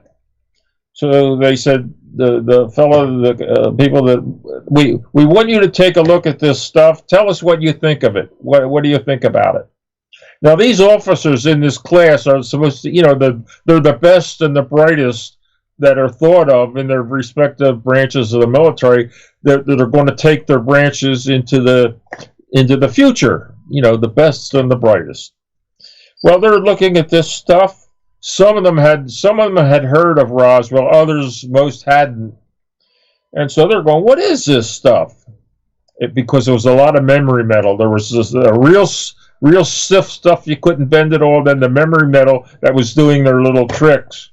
So finally they said, what is this? Where did you? And so they told this group the truth. They wanted to get their opinion if they had any. So they said, we got this from a crash of a flying saucer in New Mexico last year. They were honest about that. Oh, my goodness, because some of them had never heard of it. So that stuff is wheeled away. So they're taken into this room. They said, follow me, and they go into a room that's off Hangar 18. They call it Hangar 18. It's got no windows, but it has this big see-through mirror. It's like on one side it's a mirror, and on your side it's like a pane of glass. Well, on the other side of this pane of glass, which was a mirror to someone or something on the other side, is the live one. And so the colonel, the Marine colonel, his name was Magruder, Mac Magruder, and he was a night fighter in the Pacific during World War II, and so he's telling this to his son. So he says he told his son, "Well, I looked through the window there, and here is this creature." Now he didn't say whether it was sitting, standing, doing push-ups, or doing the Macarena. He didn't say it was doing anything, what it was doing. He said, well, Dad, the son said, did you talk to it? He said, well, no, but I had an immediate mental connection with it. Instead of sensing or feeling its alien qualities, I felt its human-like qualities. So he had great sympathy for it. They didn't talk, but he said he had great sympathy for it, and he saw its human-like qualities rather than its alien-type qualities. And so the son says, well, whatever happened to it? And he said, they killed it. Now, that doesn't mean that they stood it up against the wall like the Valentine's Day Massacre. It just means that during some experiment or activity they were doing with it, it expired. Now, can I ask you a question, Tom? Yeah. Could they have tortured it too? I'm sorry? Could they have tortured it? I still... Yeah, could they have what? We're getting feedback here. Could they have tortured the ET they had? Oh, I don't know. I wouldn't think they, Well, I know from military backgrounds and stuff, we did torture people, and you got the CIA, which, supposedly doesn't do it anymore. They waterboarded, they tortured. I would like to think that they wanted to try to learn its secrets, about the universe and how did you get here, and I would have. I don't know, Gary, but I'm guessing that they would want to learn about it. This is Wright-Patterson was our top military base in the whole military system at the time. It had the top medical people, the top scientific people, things. I would like to think that they tried to learn as much as they could from it. Now, Tom, we have another caller. Go ahead. Who do we have? This is Tom. Oh, Tom, we're doing good. 2 in a night. Yeah, I would like to ask your guest if he has any conjecture on things that have been told to me by people that supposedly know that many of those triangular-shaped UFOs that people see, especially the larger ones, are actually craft that have been engineered by, we'll call it the deep state, that they're actually capable of interplanetary, meaning that they can cruise our solar system. And if he has any conjecture on how many of those, especially those triangular craft with domes on them, may be what I would call euphemistically our aircraft. I'm sorry, I don't buy that for a second. I saw one actually went over my house, and I'm not suggesting that it was checking me out. It just happened to fly over my house. This is about 5 years ago. It was a triangular-shaped craft. It was beige in color. It had no markings at all. And it was low enough that I should have heard an engine. There was no sound. It silently went over. The trajectory was over my house, and like I said, I'm sure it was not checking me out. It was just heading in a certain direction. And I watched it for about a minute. It took while it was in sight. And I don't believe for a second that we have craft that can. What did you say that would go to the solar system, or with people? No, I've been told that we have actually back-engineered craft that are capable. The craft traveling between here and the moon and in our own solar system, but not beyond that. Okay, well, Tom, I got a question for you. I'm talking about the color, Tom. Think about this. If we had the technology to back-engineer these craft, then why are we losing troops? Why are we fighting different wars when we could have such advanced technology? We could be using it. And I don't buy, it's a deep state or we're keeping it from the population. Again, I have talked to scientists. I have a massive electronic background. There's no way. Like I said on the show, if we go back to the 60s and I hand you my cell phone to the top electronic scientist in the world, he's going to figure out, it's a communication device, but he's not going to back engineer the IC chips, the technology to make it work. I don't believe for a minute we have the technology to back engineer craft and make it work. The other thing, 2 weeks before John Lear died, he fessed up to me in a conversation about this one person, Bob Lazar, who claimed he back engineered. Now, for years, John Lear, if you knew John Lear, he kind of exaggerated stuff a little bit. And I love the guy. And we had a love-hate relationship. But he fessed up to me that, that particular person did work on that base. But he didn't work there as a scientist. He wasn't back engineering anything. He checked people's badges. Now, John Lear was a good friend of that guy. Good friend of him. You are speaking to the choir, Gary. You are speaking to the choir. That's exactly my position, and I heard that about Lazar as well.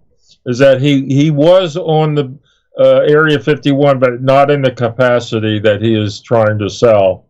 Yeah, he's checking, people's badges. And I did a background check, let's face it, you go to university, right? You go into colleges, you go where he went for his education. Why other students come out and say, "Oh, I remember Bob Lazar." Right. Nobody has come forward in all these years to say, "I went to school with him."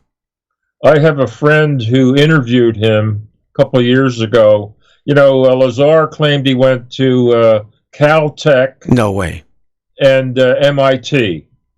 He claimed he went to both places. Now, my friend is an intrepid Roswell investigator, and he interviewed Bob Lazar, and he asked Bob Lazar, "Now, you went to MIT, right?" He said, "Yes." He said, "Well, then you know that every student that ever went to MIT knows this one place. It's right near the college that everybody knows. It's a hangout. Everybody that ever went there knows it."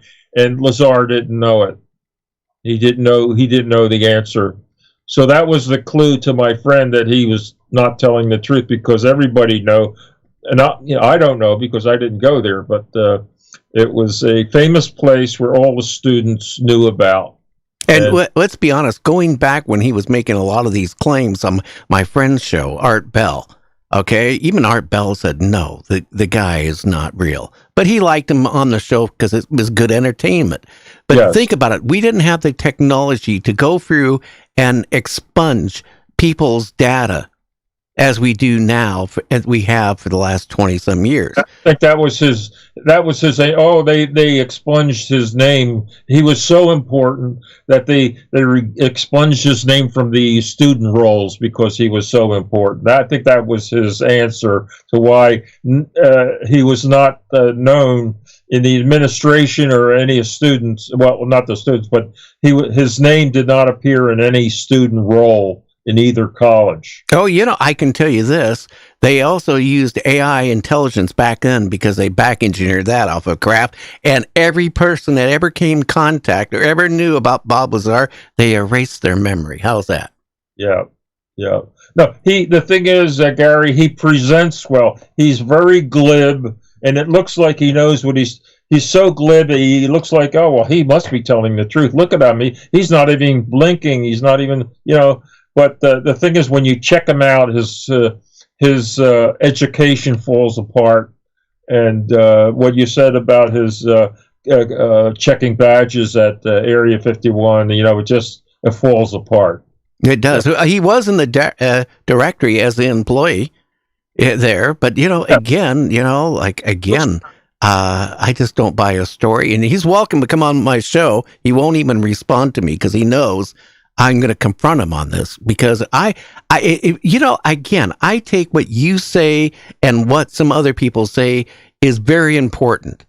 Okay, we're trying to get the truth out, and then you got people out there that are claiming that they were abducted, this or this, and they're lying, and that really upsets me. Yes, it goes back to the contactees in mid 1950s that ruined the whole subject of UFOs, flying saucers, because they came out of the woodwork and they started saying, "Oh, I just got off of a flying saucer. Our space brothers, they gave me a ride around the solar system." My goodness. And there were a lot of them. A number of them, and Howard Menger and the fellow from California wrote a couple books, and it turned out he was a hamburger flipper at a hamburger joint near Mount Palomar. So he billed himself as some personage at Mount Palomar, and it actually turned out he was a hamburger flipper at some local hamburger joint. So yeah, and this does damage because people believe these people. Now, I will say Bob Lazar does have electronic background, and and that's how John Lear met him. I know a whole story how he met him. I know all the weird things they've done, But, one thing, I don't know if John Lear knew his time was getting close. But, I had a conversation. I was going to bring him on the one last time for the show, and he passed away. But, when he opened up when I asked him about John Lear, I said, I don't buy his story. And he goes, well, again, John Lear's story totally changed. And I do believe that, it's not true.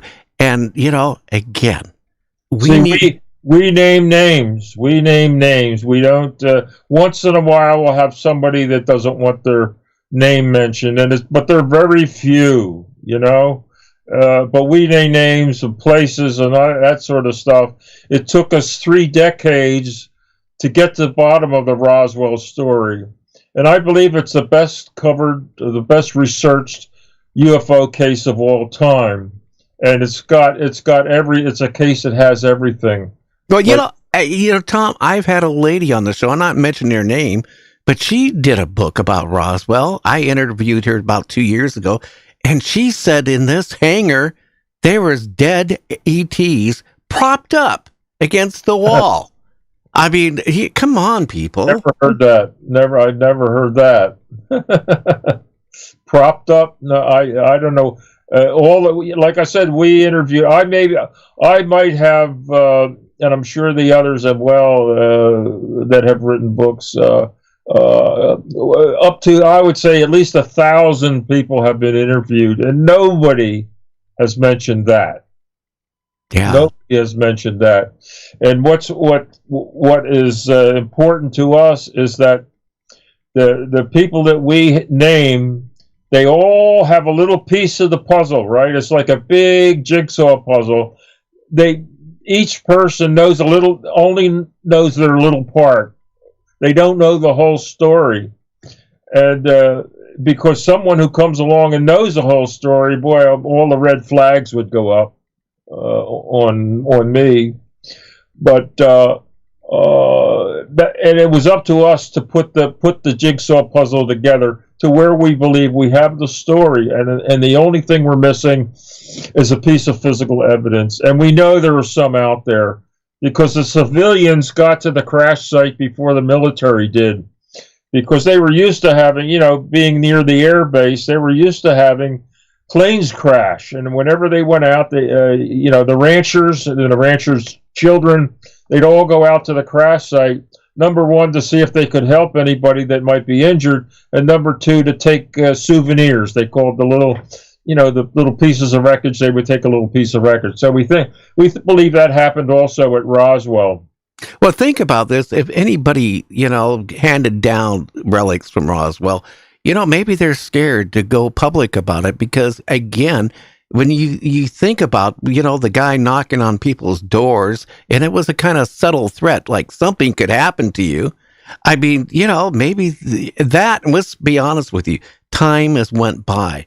So maybe it's not important, but again, we need to talk about Roswell more than ever right now. People don't realize it, because if you want proof something actually happened, that is the best proof we have. You have all these witnesses, you have all these people you interviewed, and, and again, what you gathered, I think, is pretty much truthful. And there's other people writing books on Roswell that is all make-believe. I'm just astounding what people will believe and write. I got a call this week. I received a call this week. I wasn't going to answer it. I was actually taking my afternoon nap. And the phone rings, and it says private caller on my caller ID. It says private caller. So I figure, well, that's a real person. It's not going to be somebody that's trying to sell me something. So I picked it up, and the fellow on the other end says, "Is this Tom Carey?" I said, "Yes, this is me."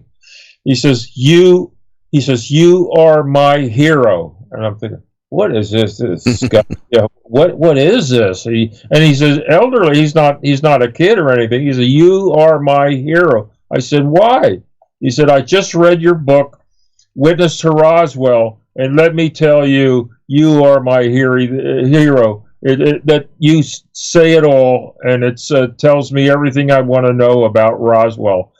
Unfortunately, I when they say it's private caller, you don't get a phone number that goes with it. All I know is that he lives in California. But he had just finished Witness to Roswell, the 75th anniversary edition, and he wanted to let me know that he thought he knew the work that went into it.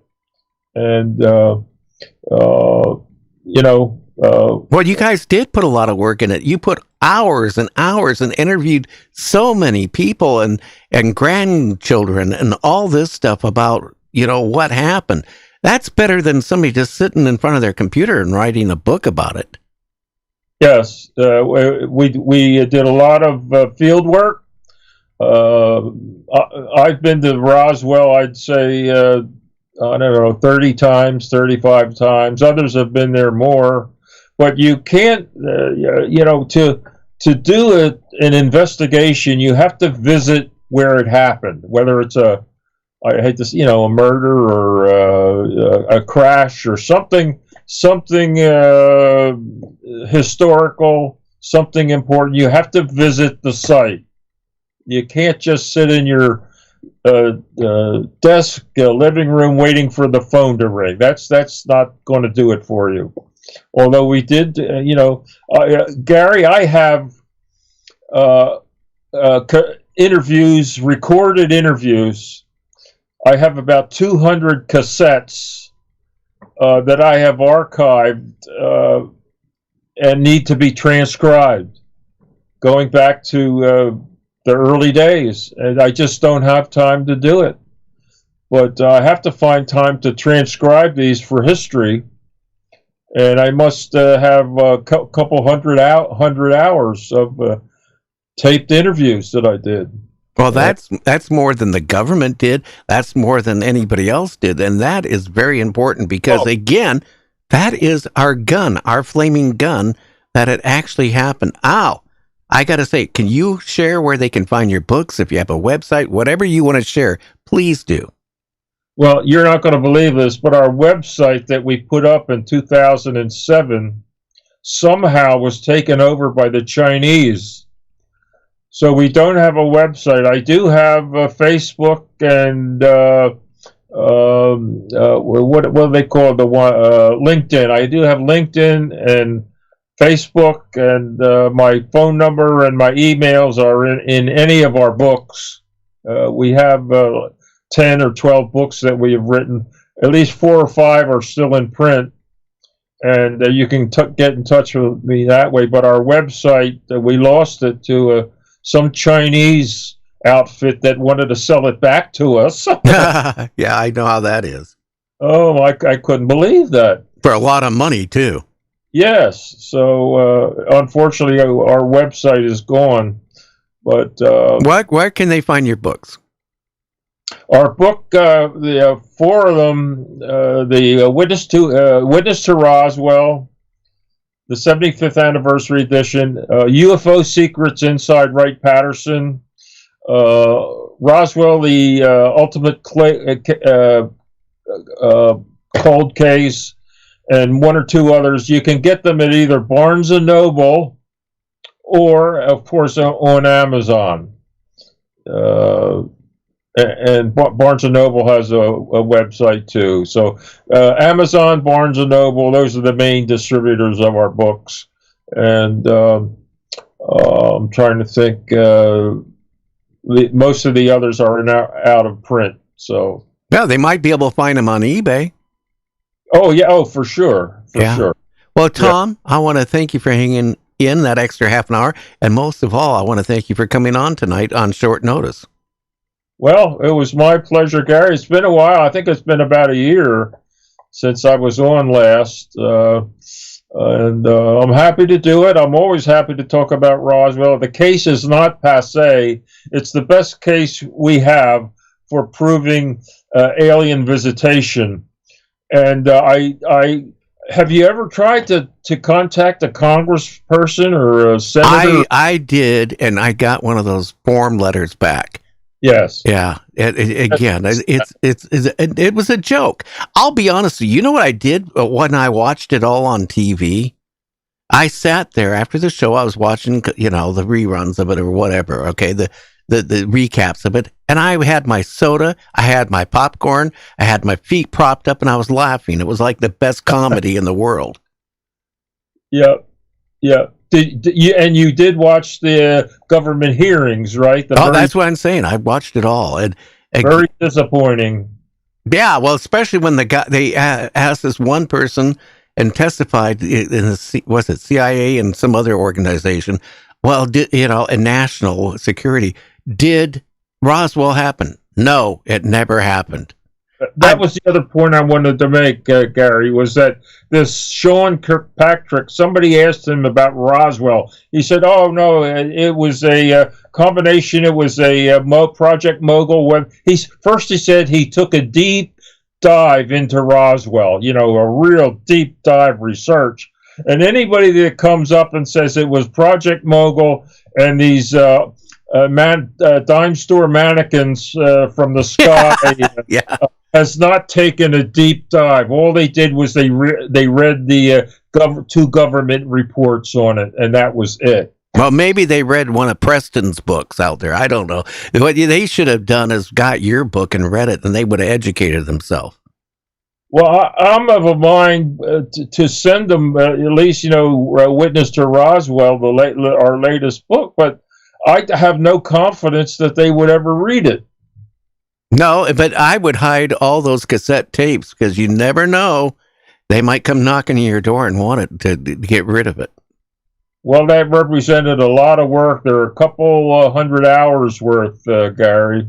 Yeah. So, put them somewhere safe where they can't get their hands in it. Oh, they are.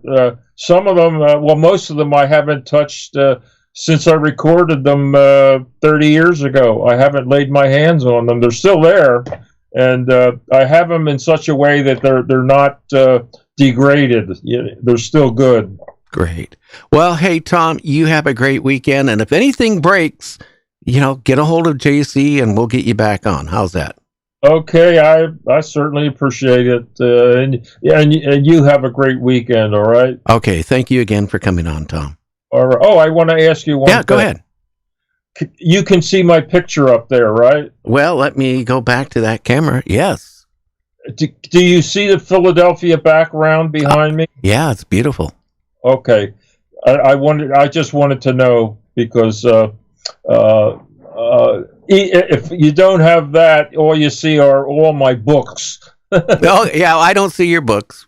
It's better to see that. And I've actually had people on where you could see their kitchen table where their wife was still putting food out. So, I mean, hey, I'd rather see that in the background anytime. Well, I'm glad you can see the Philadelphia skyline. So, okay, my friend. All right, you have a good one. You take care. All right. JC, think about this. Roswell, how much more proof do we need? We have the proof. I don't care when you get people like Bob Lazar or Preston Dennett that keeps cracking out books. They're doing more damage to ufology than anything, and people buy it up, and they believe this stuff. Yeah, listen, you can't top somebody that has spent 30 years boots on the ground with hundreds of witnesses firsthand and secondhand. You can't top that, Gary. I don't care. You can't beat that kind of investigation and that kind of body of work. The answers is all in his books, really. It is. And that's the whole point. He witnessed and took testimony from, hundreds and hundreds of people. Yeah. Yep. It's not like sitting at a desk and, like I told you the last 5 years or so we've been, you've been working with me. I read, I used to get a lot of books. I don't take books from authors anymore. But yeah, I used to get a lot of books about ufology, right? And I'd read it. And I one thing I do remember stuff like this. I might not remember your name every day, JC, but I remember it. I will then research something that doesn't look right. And then all of a sudden I find, well, this whole paragraph or these couple sentences were taken from another person's book and just interpreted into their book. I mean, this is how bad it is. I mean, come on. People that claim that these ETs are friendly? How do we know they're friendly? How do we know that they're friendly? How do we know they would never allow a nuclear exchange, that they would stop it? I'm not going to trust it. I'd rather go to the casino and lose my money, because I probably would believe that better than I would somebody saying, oh, ETs would never allow a nuclear exchange.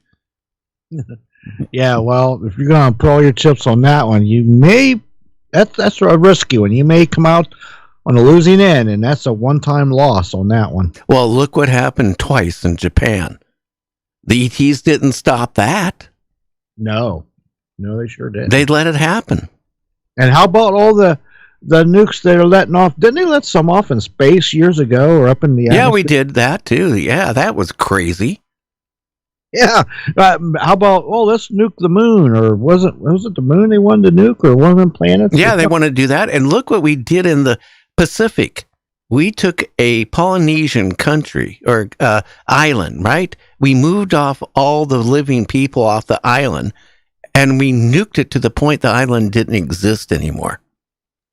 Yeah, Bikini Atoll, I believe was what it was called. But yeah, you're right. And they blew up all the ships and everything. Yeah, look, those things are destructive. How many more do you got to practice with to know to get it right? But no ET stepped in and stopped them. Russia, just did a detonation here a couple weeks ago. The ETs didn't stop that when they were, checking out one of their new devices in Antarctica. They didn't stop it. Not at all. You're right. And here's the thing. The theory behind these ETs doing that, because it creates a ripple in their dimension, and they can't have that. Well, listen, there's been 2,500, I think, just we've let off. So what are these ETs waiting for? If they're going to stop anything, they need to don't worry. They're not going to let a nuclear exchange happen. They will stop. But then again, there's reports that, it was a couple military bases, Nike bases or whatever they were, that all of a sudden they went online to, to send them off. And then all of a sudden it was stopped. And then people say, oh, it was the ETs. But you know what? How do we know that's even true? Because you know how rumors start, and it doesn't take long. And all of a sudden, oh, this happened. This happened in our country, and it happened in Russia. But there's nothing to back it up.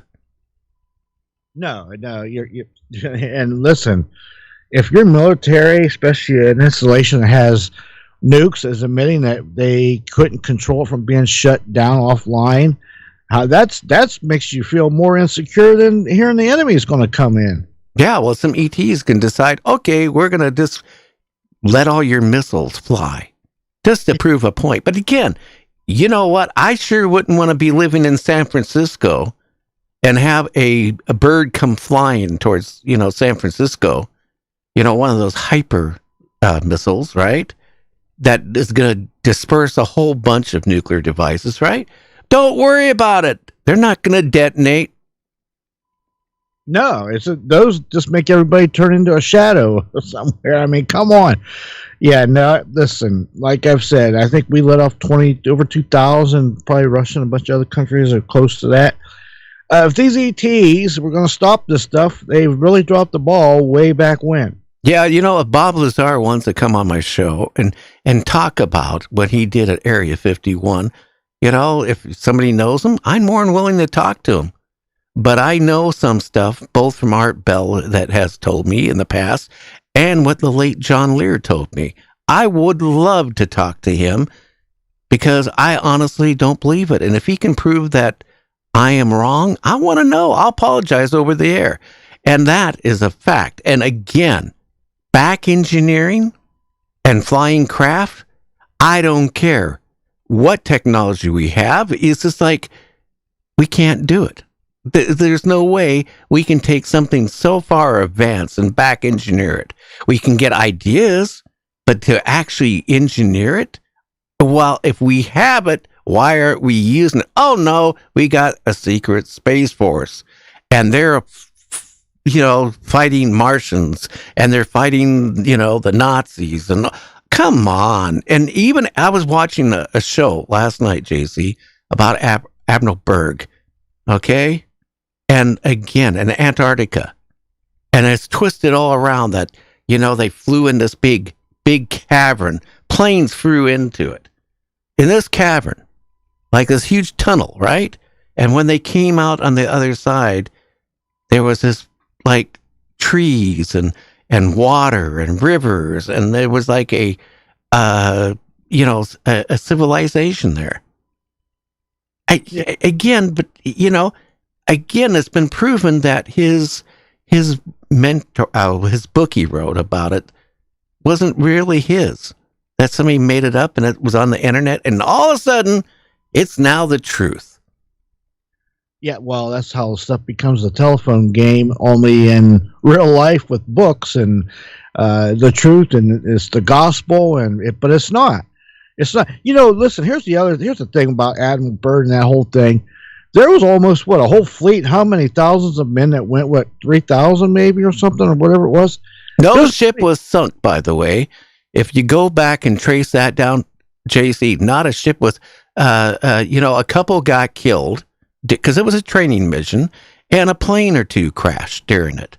But you have to look at the harsh environment those planes had to fly in. So if you think about that, but that's just it. Now, I want to apologize to Preston Dennett. If he can come on my show and prove to me that these ETs are friendly, they would never hurt people, they're bubbly, and they just want to help us, let him come on my show. But again, I don't buy his story. I know stuff about him. And anybody that cranks out 36 books on this stuff, come on, go back to being whatever you do. Another thing too, but just real quick on that bird thing. That wasn't that long ago. There's got to be some witnesses or sons or grandsons from that would come forward to either deny that. Nobody has. Nobody has. Right. Exactly. That's my point. Exactly. Yeah, that's what I'm saying. We're, stuff gets on the internet, and all of a sudden, it's the Holy Grail. It's truth. Well, yeah. Well, you didn't know. If you read it on the internet, it is true. Well, yeah, I guess it must be. Of course it is. Yeah, I'm a billionaire, and I got all my money in the Cajun Islands. You know that. Somebody wrote that here recently on one of the reviews. I guess I'm a billionaire. Yeah, well, it depends. Can I borrow $20 from you tomorrow, by the way?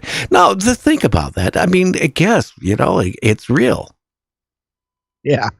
Yeah, there's a lot of hearsay with a lot of this stuff. That's the thing of it. You've got to learn to discern. But, I've got to Tom Carey's last couple of books there, and I got to tell you, it's got right in there, deathbed confessions of their witnesses as they told it to them. Well, that's it. They took the time to interview hundreds of people, right? Grandchildren, everybody. Some of the last remaining survivors they interviewed, and they documented it. Like he said, he has a couple hundred tapes, cassette tapes of it. He went and did this. That's what frustrates me when you hear these people like, they write a book and, do you know that the couple of the bodies were propped up against the wall in the hangar? Do you remember that lady? I'm not mentioning her name, but she was on the show and she said that. Right. Yes. Talk in the microphone, please. Yes. Of course. I mean, look at it. It does damage.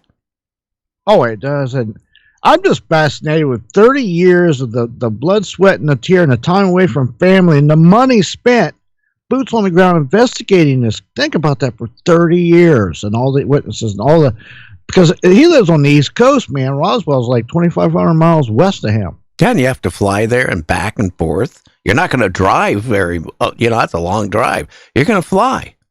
Exactly. And look, think of the money spent and just the time. And so the guy was not, that right there says he's really passionate about getting the right answers the right way. Well, he interviewed people, and they took the time of going back and interviewing people. That's the whole point.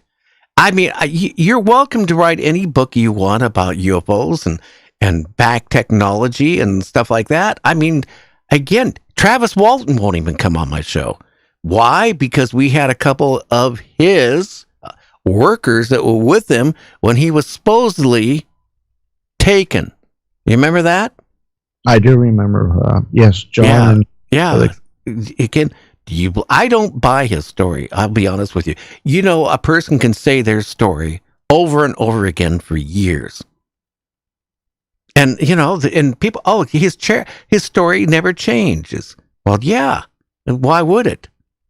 But again, I just don't buy some of these people that make these claims. Now, I apologize if Travis Walton has the balls to come on my show, and with the condition he's going to be honest and truthful, and if he can actually convince me that he was abducted and all this stuff really happened, and his crew members were lying to us over the air, then I'll apologize over the air to him. And I know a lot of people believe in Travis Walton, and I just honestly don't buy his story. I mean, I did a lot of research on it. I don't buy it. But again, I could be totally wrong. Like last night, I thought I was Jesus, but no, I woke up and I wasn't.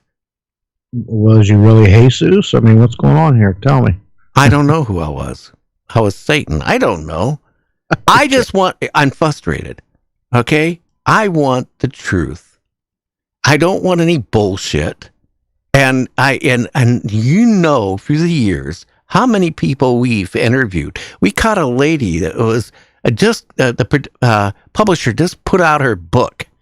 And halfway through my interview, the way I interview, we caught her in so many lies that, what did the publisher tell you? He pulled it from the he pulled it from being finalized and printed because he realized she lied. Well, yeah, she was very contradictory with her answers. I mean, blatantly. It was like, here's the thing. If you're going to lie, you got to remember what you're lying about. But if you tell the truth, you don't have to remember what you said. That's the whole point and thing. But again, if you lie, you can carry that lie on forever if you just keep repeating the same lie. I'm just saying, Bob Lazar, let's be honest with you. You got to craft a couple craft UFOs, right? And your job is you don't see any other crew members working on the back engineering. You're separated from everybody else. Your only function is to figure out the propulsion system. That's it. Yeah. And the other thing, too, you would think that somebody, especially in the first hours or days coming out saying that kind of stuff, you would think that they would have a brake squad on their car or something. You know what I mean? It'd be no. Actually, the government probably loves it. Yeah, right. Because it's spreading so much disinformation. Just think about that. How many authors out there actually are writing disinformation, trying to pass it off as real information? Think about that. That's true. And how many of those are actually plans to do such a thing? To do such. That's another angle. Well, I can tell you, if a UFO landed in Africa, at a school, right? Yeah. Okay, but how come there's no documentation to prove it? Yeah, I don't know, but I know there's a lot of. You're right. There's a lot of cases like that. There's another one similar to that happened in, I believe, Scotland, also. Yeah, well, God, there got to be somebody that recorded it. Military, the local police. They have police in Africa. I mean, really proof, the news media. But, again, the internet has done two things. You can put up, if you go on TikTok right now, you're going to find out how many famous people died today. Think about it. But they're not dead. No. It's called disinformation. They're going on there and this person died today. This person died today. And they're still functioning alive. You didn't read the fine print. It says in another parallel universe. But here's the thing about all these big cases, like you mentioned in the 90s, where, with the school in Africa, one in Scotland.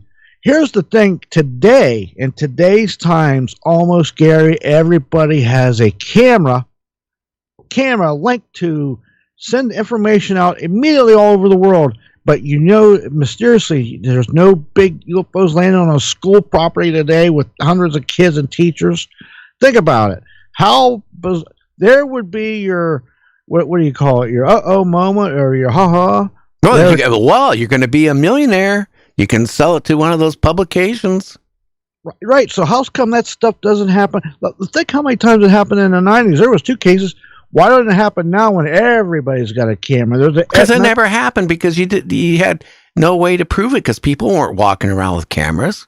Well, not only that, every house has got a lot. How many houses got camera doorbells, or you got cameras on corners of buildings all over the place? Okay, let's be honest with you. Why is think about this, people. Why, when you see somebody have a picture up on Facebook or wherever, right, of a Bigfoot or a UFO, why is every freaking picture out of focus? And if it's not out of focus, it's probably done out of AI, because it's now getting hard to distinguish what is real and what is not real. Just like maybe we're not real, maybe we're something else. But think about this. Why is every freaking picture out of focus?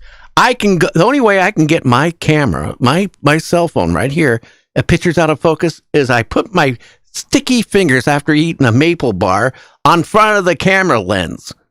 Okay? Or I spill my soda on the lens, right? So I take a picture and it looks like I'm in London fog and everything's out of focus. Why is everybody's camera, they take pictures of this stuff, blurry? Well, if it's Bigfoot, it's because they put off these little waves. Electronic waves that jam the camera for it. It can't take a picture, okay? They send an orb and it hits your phone. Oh, how about UFOs? How come every picture of UFOs, unless it's AI, is out of focus? Yeah, I actually got a picture of one, but mine wasn't. It was out of focus because it was kind of way up in the sky. But it's funny. It could have been. You know what you could have seen? It could have been a missile fired from a military base going to a target. Well, we're going that fast, but it was actually kind of like what Tom described. He saw actually that white one. I don't know. I want proof. That's just it. The Congress, all these buttholes that would, for 2 years, bug me. Gary, you're spreading disinformation on your show. The government's going to come out, and the president, Trump, is going to come out, and Bush was going to come out, and all these other people were going to come out and give us disclosure that we're being visited by UFOs. None of the presidents ever done it, including the one we have right now. Okay, and then disclosure. Like I said earlier, what disclosure? Now they sit there 25 years, it's sealed. Okay, you're not going to get disclosure. Well, that's okay. I'm going to write a book tomorrow, JC, and I'll come up with whatever you want me to come up with, and I'm good at that. Look, I write these spoof ads. I can certainly come up and guess what? I was at the bathroom at the Union 76 gas station, and an ET appeared while I was taking a crap and said, "What are you doing?" One of the biggest, I don't know, oxymoron, I guess you could say. Hey, don't call me that. With these whistleblowers that come out, and then when it comes time for the money shot, so to speak, it's like, I can't mention it. I gotta say it behind doors, or they get permission on the whistleblowers to whistleblow. That's not whistleblowing. That's not ratting. That's not whistleblowing. Whistleblowing and ratting, you don't care, because if supposedly you're going to get lashed out against anyway, why would you get permission off the people you're whistleblowing on about what you can say? That doesn't make sense, Gary. Well, we had a couple whistleblowers on this show. Did you buy their story? Did you buy it? Did you actually think that what they said that they encountered, did you believe it? I don't know. There's different variations of these things. I know the one guy, I won't mention his name. He's never been on our show, but I just don't buy his stuff. It's just too, I don't know. Okay, well, we got a craft, right? And we're just putting people in crates, and they're going in the craft, and they're going to be slaves. And when they die or they're not doing their job, they just keep getting more of them. Come on, people. Okay, we need real disclosure. And the only way it's going to happen if the people out there get and grow a set of balls and write their senator, their congressman, and say, look, okay, this is a joke. The guy who put it all on Congress wanted to be probably reelected. He wanted people to vote for him. Okay, let's get the truth out here. Okay, we are entitled to disclosure. Okay, if they don't exist, then we should be told the truth that they don't exist. None of this stuff really happened, and then they have to explain why it didn't happen and why we think it happened. They need to come and tell us the truth. Again, I want to know if I have to worry about my grandkids or their grandkids, that one day they're going to come and they're going to make this planet a slave planet like some people think. I don't know. I just want the truth. God, well, I'm sitting on 2 cases of Hunt's barbecue sauce for when they come and abduct me. I can bargain my life and say, look, I'll give you all this barbecue sauce if you let me go. I don't think they're looking to. I don't know, Gary. It's just we're never going to get the truth anyway, unless something they land now in a big school or populated area where everybody's got a camera. But it's funny that stuff doesn't happen since everybody's got cameras now. It never happens. Well, you know what? It's not going to. All our proof will be is one day, okay, one maybe might crash in a shopping mall or in a residential area or a population area. And then we have our proof because they can't cover it up. Well, then, it'd be all over the internet. People say, well, that's CGI. I don't know.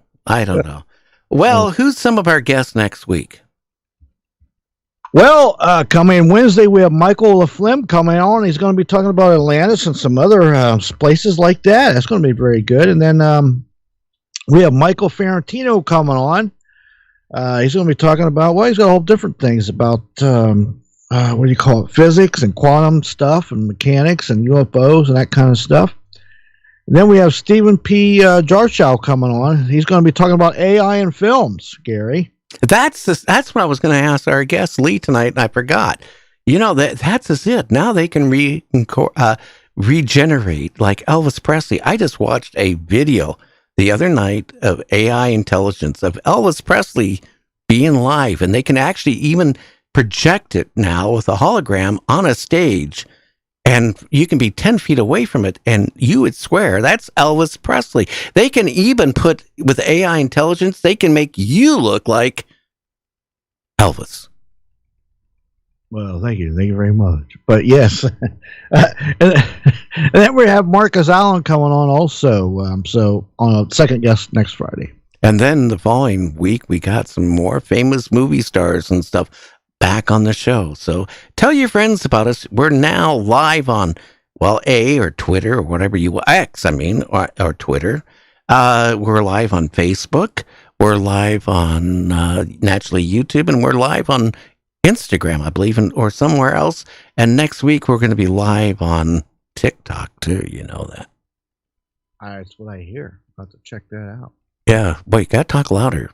And TikTok, I'll say this and let you go. The head of the FCC is going to put a ban on TikTok in the United States. So enjoy TikTok as long as you can, because it might not be around anymore. Sounds like the clock is tick-tocking on TikTok. Okay, everybody, you have a good one. Tom out there, Metatron Power and Light, thank you for your questions. All the other people are too scared to call in. Shame on you. We'll talk to you on Wednesday. Make sure you catch the Hitman Show on Tuesday and Wednesday.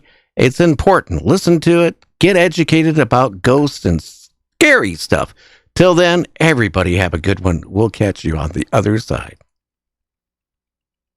Yo, dude, we'll paint any car for just $29.95 here at the We Fleece You Auto Paint Store. I love working here. Oh, man. We have like the best paint rollers and the best rolling paper. Yo, dude, don't mention rolling paper. Oh, what was I thinking?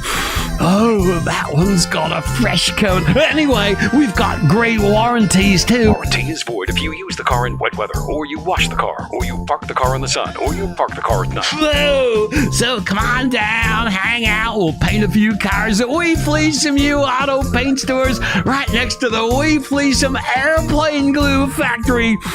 Oh, dude! Remember, kids, don't do drugs. Hey, Narc, this is Auto Paint and Airplane Glue. Well, I stand corrected. Enjoy yourself. For auto paint and airplane glue, there's nothing better than We Fleecem You. Oh, I need some chips.